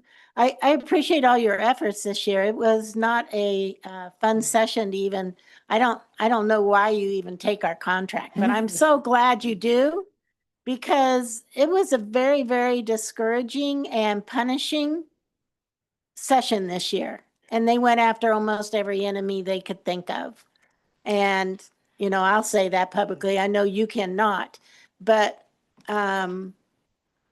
when public schools start to fail the students and there aren't any private schools out there for the kids to go to, I hate for us to get to that situation in our society, but it looks like that's where they're going to push it. And then let's see if they get their seats voted back in for them. When parents can't even go to work because there's no place to put their kids. It goes back to a comment that was made by Dr. Bonebreak earlier, that's where the money is. And that's where you see private entities that are trying to develop, whether they be colleges. We've all seen colleges that have failed. And we've seen voucher institutions, schools that have failed. But there are going to be this enormous amount of dollars nationwide. And so there's going to be more groups, more entities, more businesses that pop up trying to do exactly what you said. And we should look at the model that's happened in Oklahoma and decide if that's really what we want in Kansas. Yep. Any other questions for Mr. Edwards? Seeing none, I echo the sentiments of Sue and Keith. Thank you for all that you do and the time that you invest and the information that you bring back and share with us. We very, very much appreciate it. Thank you. And I wish I could have done better on those 5 goals.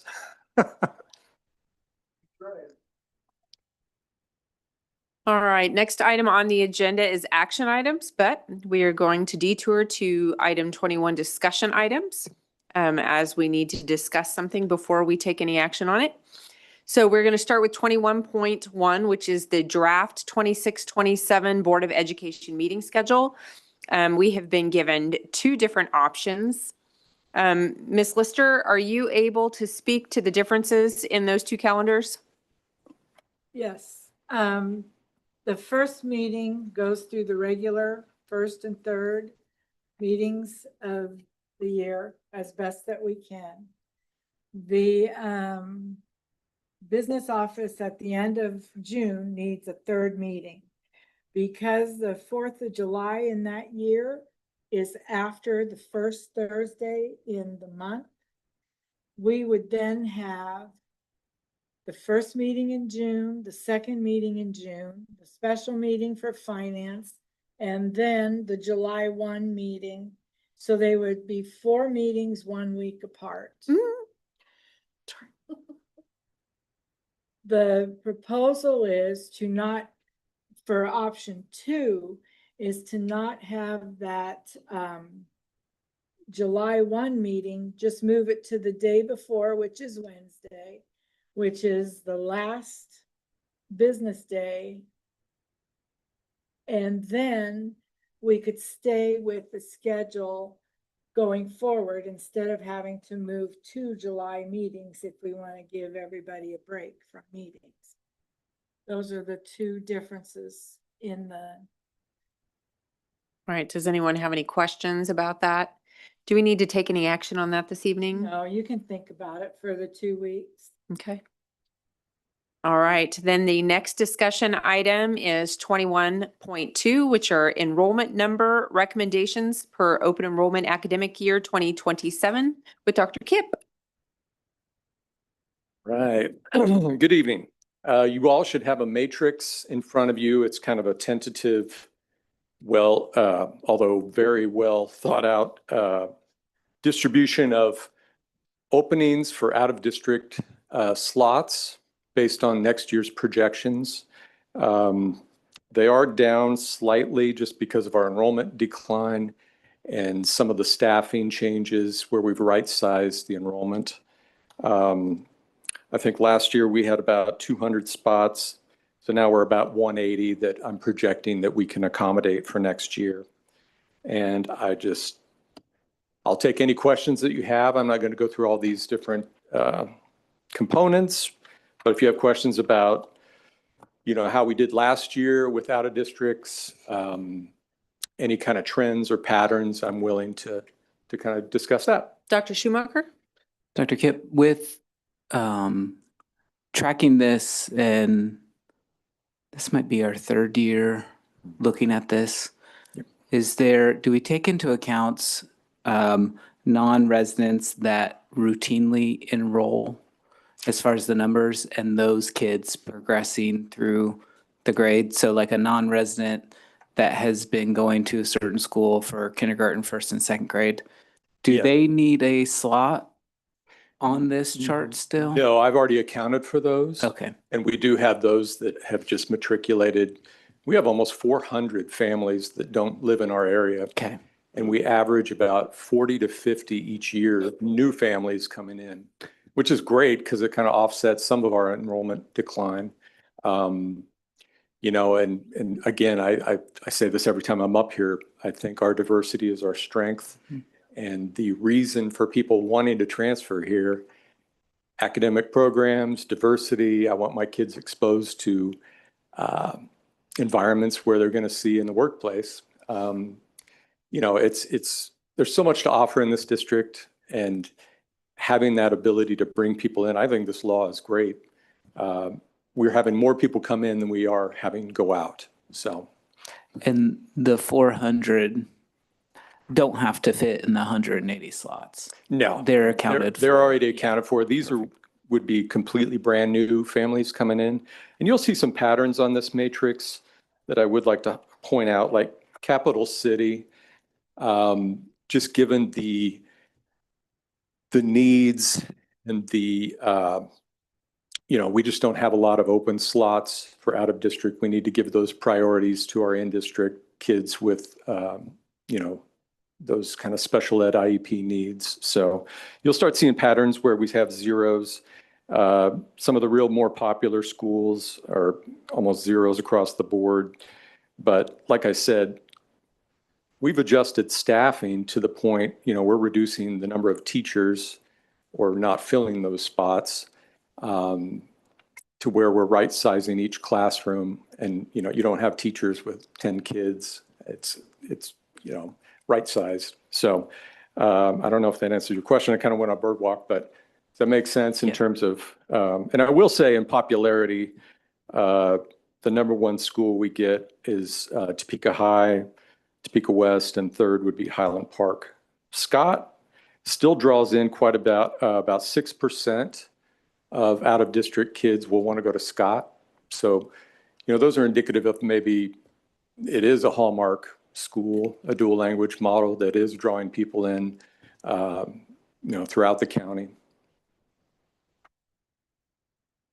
Dr. Brombrink? The virtual, do we ever fill that? Why would people from out of the area come to our virtual education? Well, yeah, I mean, there are several virtual options in the state of Kansas. And I think about 3 or 4 years ago, we expanded our Topeka virtual program. It used to just be the county, but now we have people all over the state.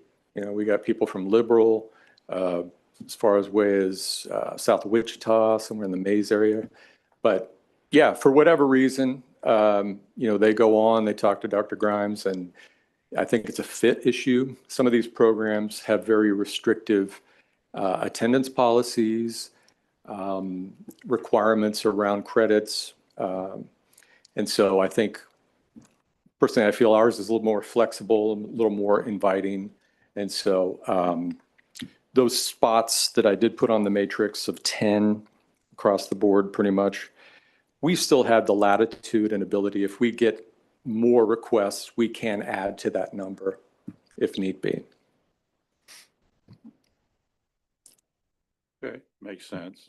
They are getting the credits. They're not failing. No, they're getting credits. I mean, I think Dr. Grimes, I don't want to speak for her, but she's developing a little bit more of a system of parameters and expectations. Like in online registration, if you sign up for Topeka Virtual, there's a series of check boxes that a parent has to identify. You know, I will be an advocate for my students. It's not just like, here's a computer, you're going to go figure this out. It's, yeah, some parental involvement involved.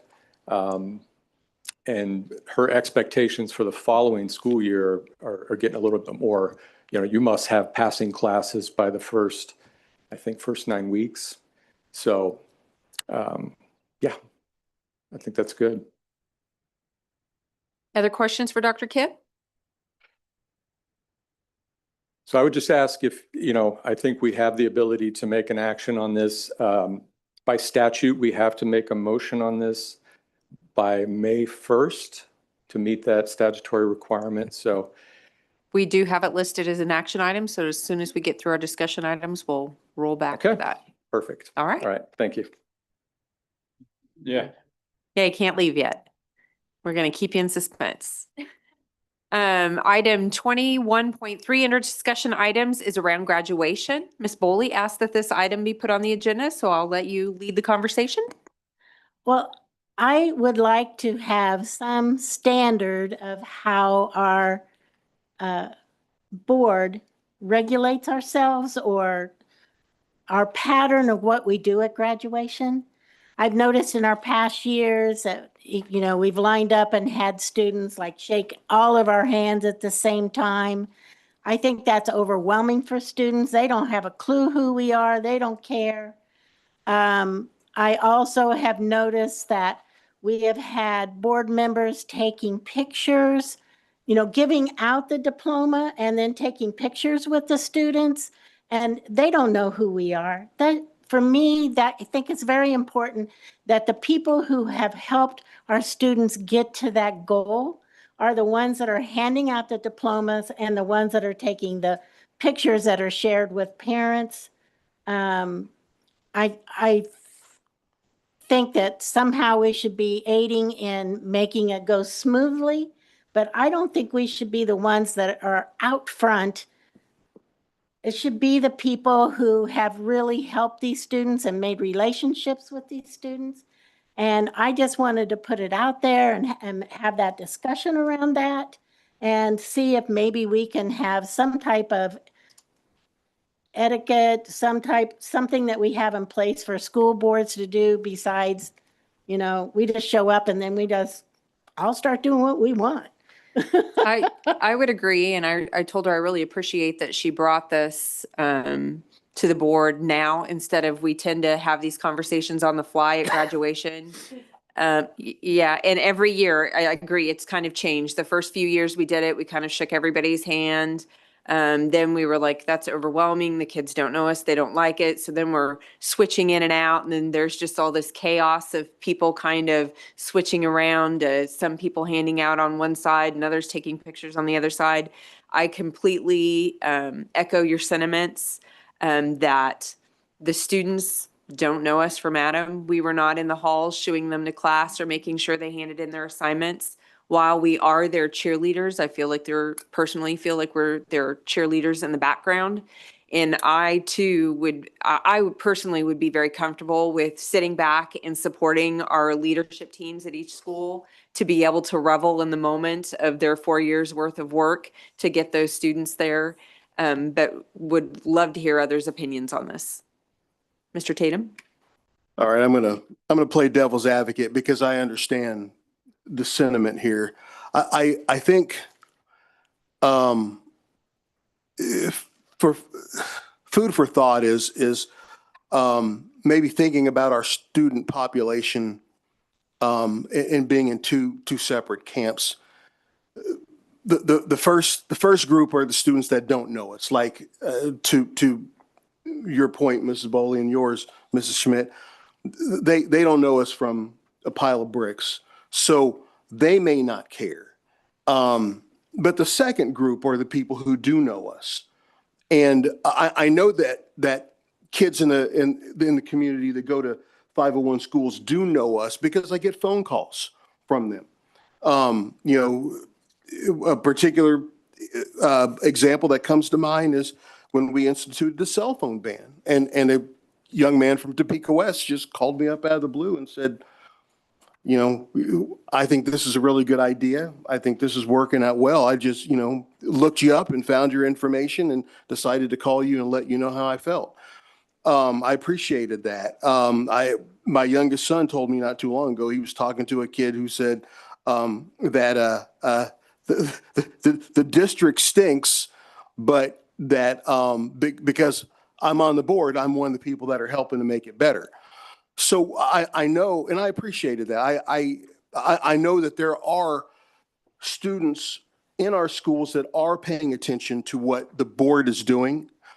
And I think for them, it's a big deal. I think for those that know who we are, the fact that we showed up during this very special moment in their lives to congratulate them personally, I think that's important to them. And so I think I understand, really do truly understand the points that have already been made. I think what we need to do is to figure out maybe a middle ground approach in which we can be there to support and to meet students, in some capacity, but not be the spotlight. And I don't really feel like any of us are wanting to be the center of attention. We all know it's about the students, and we're all supporting the students 100%. It's one of my favorite days of the year when we have graduation. And it's not because it's about me. It's because, I realize that I have been a part of the process of helping that student be successful and to get to the point in which they can walk across the stage. And I celebrate in their successes and want to see that happen for them. But maybe we just need to think about how we can kind of tweak it a little bit rather than do away with the entire process of having the board up there. Well, so, I don't think Sue's saying that the board not be there. I think Sue's suggesting that we not be the ones handing out the diplomas and shaking hands. To me, it's all the same thing. Okay. Dr. Beeson? One way to sort of compromise on some of that, if I remember correctly, because I've only been through one of these days of graduation ceremonies, a lot of the high schools had maybe the counselors read off names and they shift at certain points in the alphabet. Perhaps we take turns being the board member, shaking hands on the stage when those counselors switch off through the alphabet, and then we sit down or be helpful in whatever way in the background. I just imagined being on the stage last year for the first time. It was so crowded that I almost wondered if families could really savor their child walking across the stage. So I agree with this being something we should discuss and decide on, but that may be one way of providing that encouragement, shaking hands, each of us having that opportunity without us all being in the mix. Dr. Schumacher? So I have a little bit different experience because probably 15 to 20% of the kids walking across that stage know me. I have a picture on my desk of me handing a diploma to one of my friends, one of my patients. He came back and gave me that picture after graduation because it was important to him. So I think having a way, and this year I will know probably 50% of the Topeka High graduates, as my son is one of the Topeka High graduates. And so I think having a way for us to be able to acknowledge, because I do know that for some of us, it's important for parents and for the students to be acknowledged. It does seem chaotic, and I think there's a better way to do it, but I don't know that, Lisa or Sue, your experience is not necessarily everybody's experience on that stage. So I think just acknowledgement of that. So do you think it's more fair for you to hand the students the diplomas than their principals and APs? I will say, so just to counter that, the reason we were handing out diplomas is because the principals and APs told us to do it. It's not a job that we took over. So I'm not really going to answer that question. I don't want to give out, I want to give out one diploma on that Saturday to my child. Otherwise, I don't care, but I want to be able to shake the hand and hug the kids that I care about and have spent 15 years taking care of and getting them to that place. So I think having some flexibility is important because that kid that I've taken care of for 15 years might not be in this list of names that this counselor is going to read. And that's important to me and that's important to them. But I'm not going to say I'm more important than the principal. I don't think so. But I will say the reason we were handing out diplomas 3 years ago is because the principal told us to. Not because I said I need to do this, because I didn't really know any better at that point. I'd love to hear from Lalo. I would say I support streamlining things just to be a little bit more, quicker. And yeah, whatever we can do to be there for our students. And I think there's a reason why they don't know it's, at least everybody doesn't know us, is because obviously the position that we hold in the district is just different, that we can't know the students on a regular basis. And so our presence, I think it does send a message, the role that we play and in this moment, I think is important. But I'd certainly be in favor of streamlining things in a way that makes it less hectic and recognize the students. So I'm glad you brought it up. Dr. Bonebrake, thoughts? Well, you heard me briefly earlier, but the line is too long for shaking hands. And we don't need to be the ones doing it. I think they've got administration, valued teachers up there. Maybe we could hand the diplomas to the person that's handing the diploma to the student. But if we know a student, then we should be able to hand them that diploma. I generally know 2 or 3 a year, but not 20%. So we need to streamline. I think we need 2 lines. Well, I think each school sets up how they do that. I think Topeka High is the one that does 2 sets of callers and everybody else does one and goes across. So I don't think we have the ability to. I think Dr. Anderson said earlier that there would be 2 lines going forward. I don't know if she was talking about all the high schools, but she said, yeah, we're gonna do 2 lines this year. Okay. So it then begs the question, do we need 4 people on one side and 3 people on the other side standing there handing diplomas out? Go ahead. Well, we're not all handing out diplomas. To the principal. Okay, to the principal or the AP. Got it. Because then I feel like it's a little bit clustered and then somebody goes, well, I've been handing them out for a while, and they say, here, you step in. It's like we can have 5 people sit down and then 2 board members if they want to be handing, I guess this is where I'm asking for some feedback or what that compromise looks like. Do we all need to be standing there, or can Ms. Boley? I think I heard that it's important for the board that they're showing some support. So at least 1 or 2 board members on each side shaking hands and trading out. And Dr. Schumacher running back and forth to all the lines because he knows them all. So, but I think it's important that board is represented to show respect, but I think it needs to be very shortened. And I think I hear the voices here saying that that's important to the board, that they at least are represented there and shaking the hands as they go through, but not having all 7 of us there or 4 of us or. So if we're doing them on either side, would that look like, then I'm just trying to wrap my head around this and put it into words. Does that look like 1 board member shaking hands on each side, 1 board member handing diplomas to the AP or principal on either side, and then the other 3 kind of just standing in the background?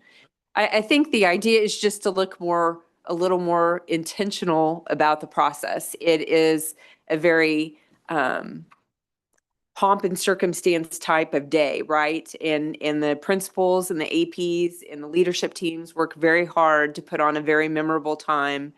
And we want it to be the best possible experience as it can be. And we don't want to deter from that if we can, So does that sound? I'd say let's try it. I think we could probably end up playing around with this in maybe, couple different incarnations before we maybe feel like we've got it right. Well, Yeah, let's, maybe we do different schools. Yeah. So we don't even have to, so Dr. Schumacher could be up there shaking every kid at the Topeka High, since he knows a lot of those.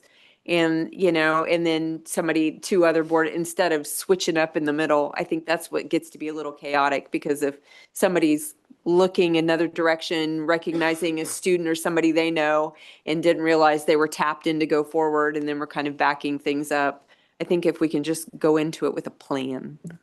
It was the idea that Ms. Boley agreed. had.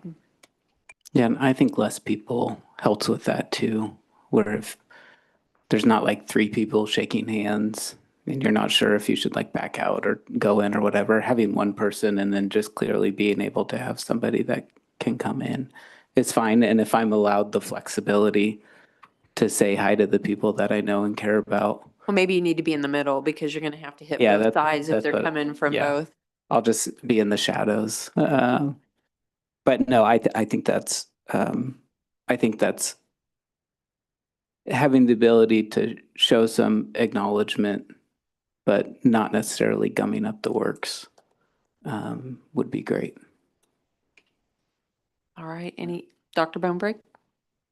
So one board member could hand the diploma to the principal. And there could be a person behind handing a half a dozen diplomas to that person. There could be an intermeeting, so there's that stack of diplomas, the person standing there picks them up, could hand them to a board member who's in front of that stack, then gives the diploma to the one board member who's going to give it to the principal. And the one that hands it to the principal shakes hands, and the one that hands it to the other board member shakes hands.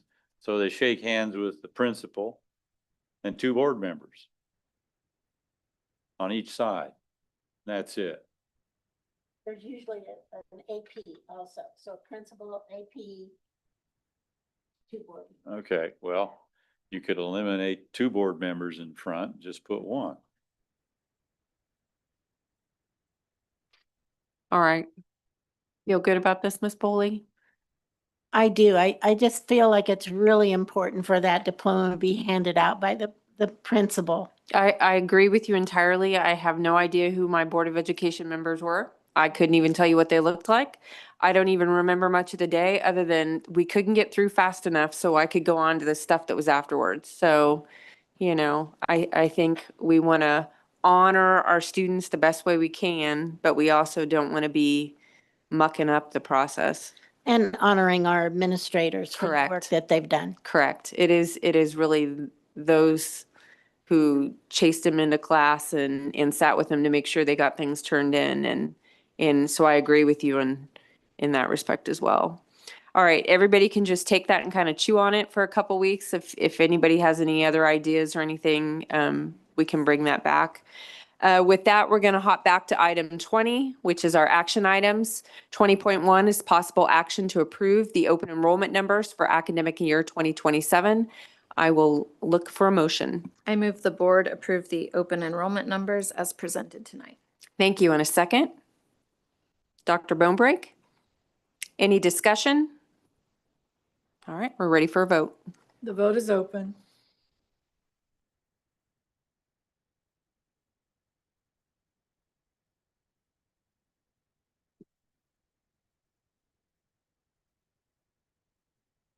And the motion carries unanimously. Thank you. Next item on the agenda is item 22, board member comments. We'll start with you, Dr. Bonebreak.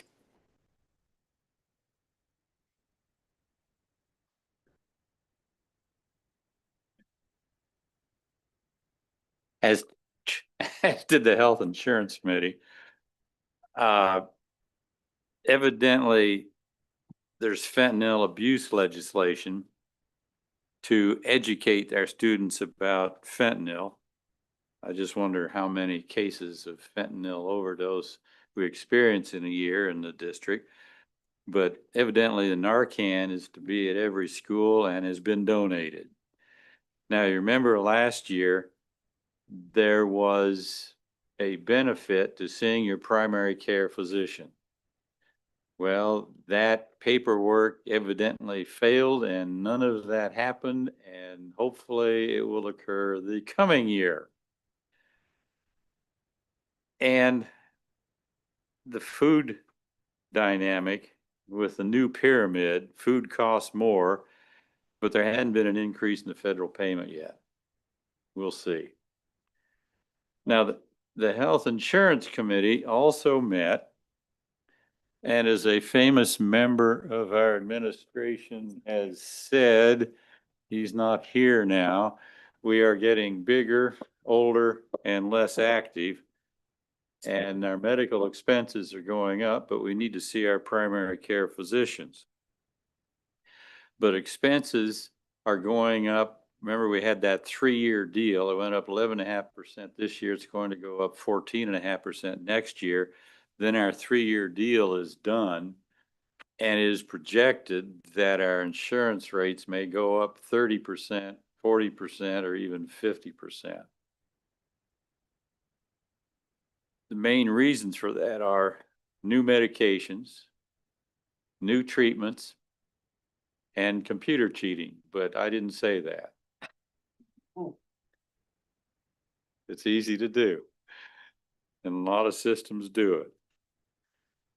And maybe the insurance companies do it too, but this is public, so I'll stop at that.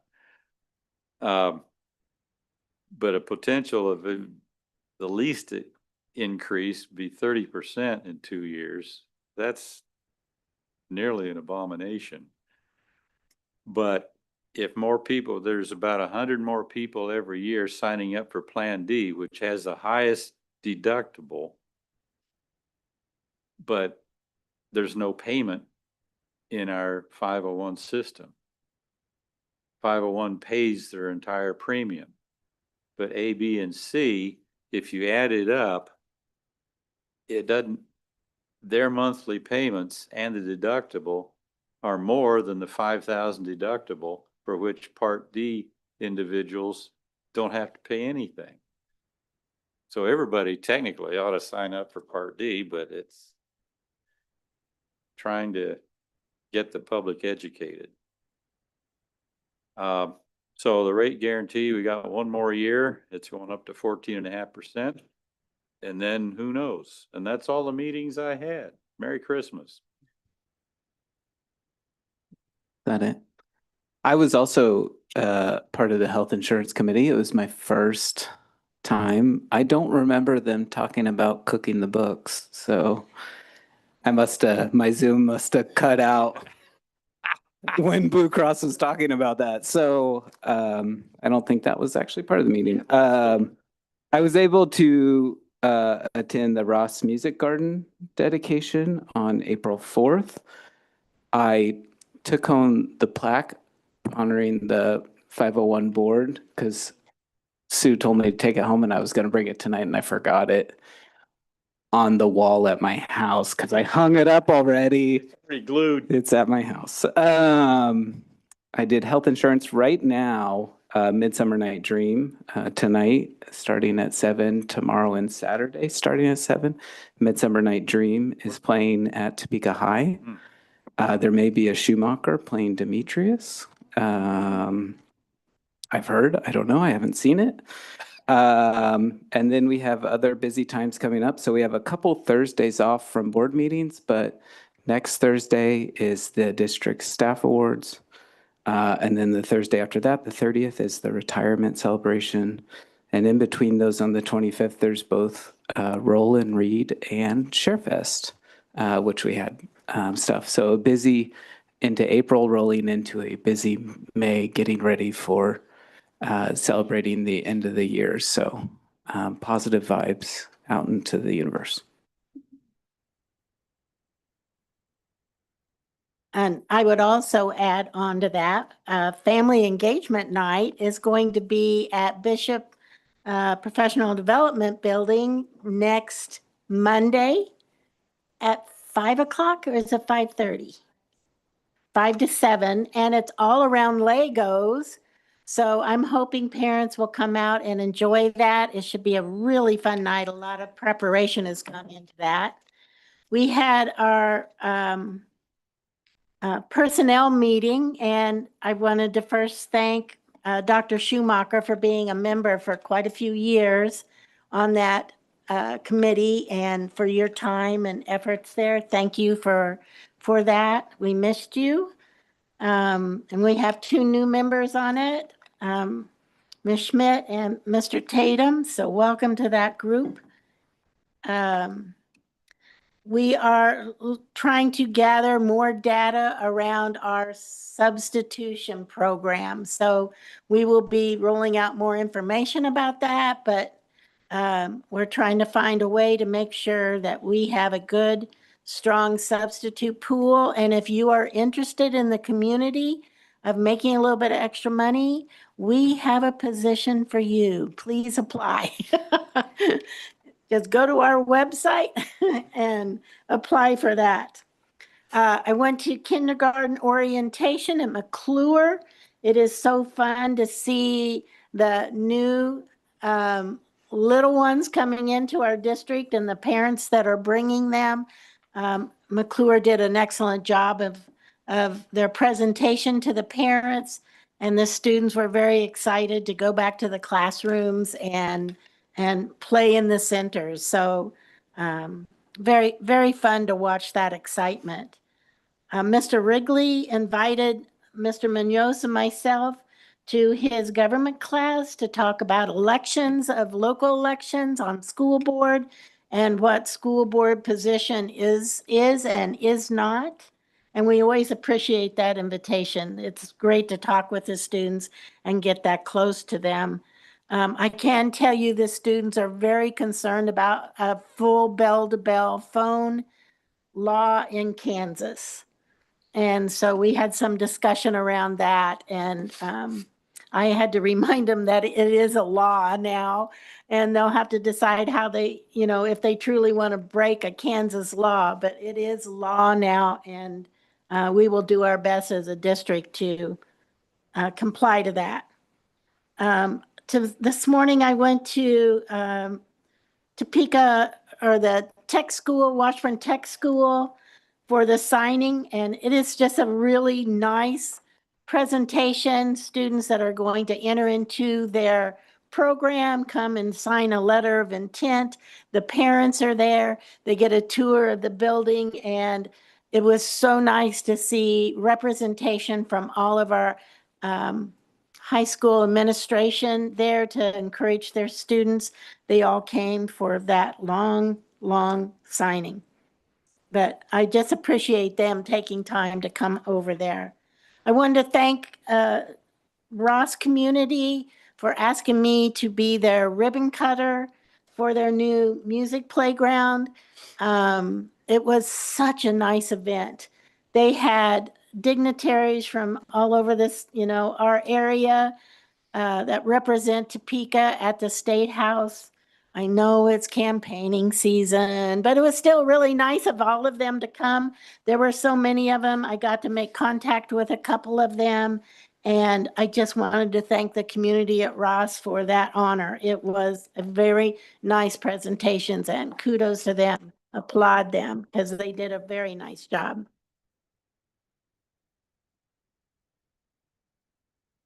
All right. So I, over the course of the past week or so, I've been in several committees, but I think of the 3, you guys have already heard of 2 of them, so I don't need to go into a lot of detail because Mrs. Boley's already talked about the personnel committee from earlier today. And then I mentioned during the time that we were talking with Mrs. Swanson from the DCAC that I was the board member assigned to attend the DCAC meeting last week, and that's where Ms. Swanson gave the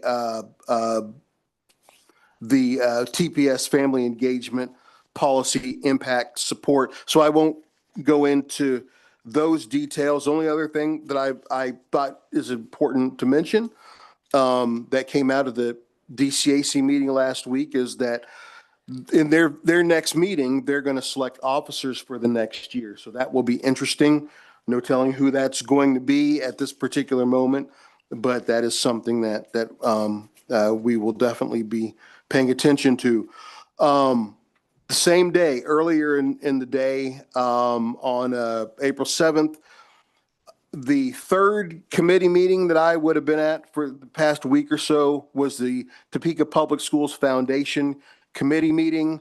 And that's a quarterly meeting. And of course, I'm the board member assigned to that meeting.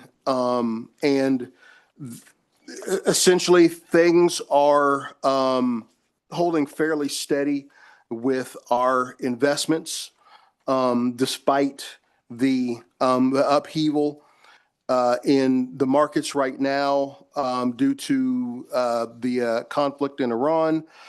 The markets are definitely impacted by the war in Iran, and we all know that oil prices and gasoline prices have surged. Fortunately, our investment companies, Clayton Wealth Partners and the Core First Bank and Trust, they have done a great job of looking ahead and making some choices that help to insulate us from a lot of the wild fluctuations that the market in a lot of places is sustaining. It is important to note that inflation has stabilized, but will likely reaccelerate. But higher profit margins could help absorb the oil supply. So that's good. And that has a huge impact on what happens with our investments. No talk about stagflation yet. But global stocks remain in an uptrend. Long-term rates remain contained, and that includes our investments. So all in all, we're in pretty good shape. This was good information to hear. Really did kind of set my mind at ease a bit in terms of what the financial outlook is going to be for our district. Every little bit helps. We all know that the purse strings are getting even tighter as we move forward, but every little bit helps to help us to generate more revenue in order to do the things that we do, which is focused on our students and on public education. And that's it. I missed finance because I was busy running kids from one sports to another. So, Mr. Busey, if I could follow up with you, just get an overview of what you all discussed, that would be great. April is a busy month, but I hope to meet for our policy committee, which is going to be April 27th. So I have that on my calendar, and I'm hoping that I can make that work at least for this month. Other months will be fine. I did have a chance, as some others mentioned, to visit Ross Elementary, Chase Middle School, and in Topeka High School recently. So look forward to, I know it's close to graduation, so I'll hope to visit a couple of other schools before school finishes, and maybe even that family engagement night. So thanks. Let's see. I have had no new committee meetings except for insurance, and I could not be there because of kid obligations as well. And I think I'm going to keep it short and sweet and leave it at that. And on that note, the next item on the agenda is item 24, adjournment. I'm looking for a motion to adjourn the meeting. I move. I would like to just add one more thing. Sure. If I could. So Richard Patterson passed away. He was a longtime employee of Topeka Public Schools. I was contacted by community members to ask if we could honor him in some way. His daughter is an award-winning teacher in our district over at Williams. And just wanted to thank the family for the education background that they have had in our district and having all of us be thinking of the family as they have the funeral the 25th of April. So thank you for that time. I appreciate it. No, well said. Thank you. All right, I'm looking for a motion. I move the meeting adjourned. Second? Everybody? All Yeah. right. Mr. Munoz. All right, raise your right hand if you're in agreement.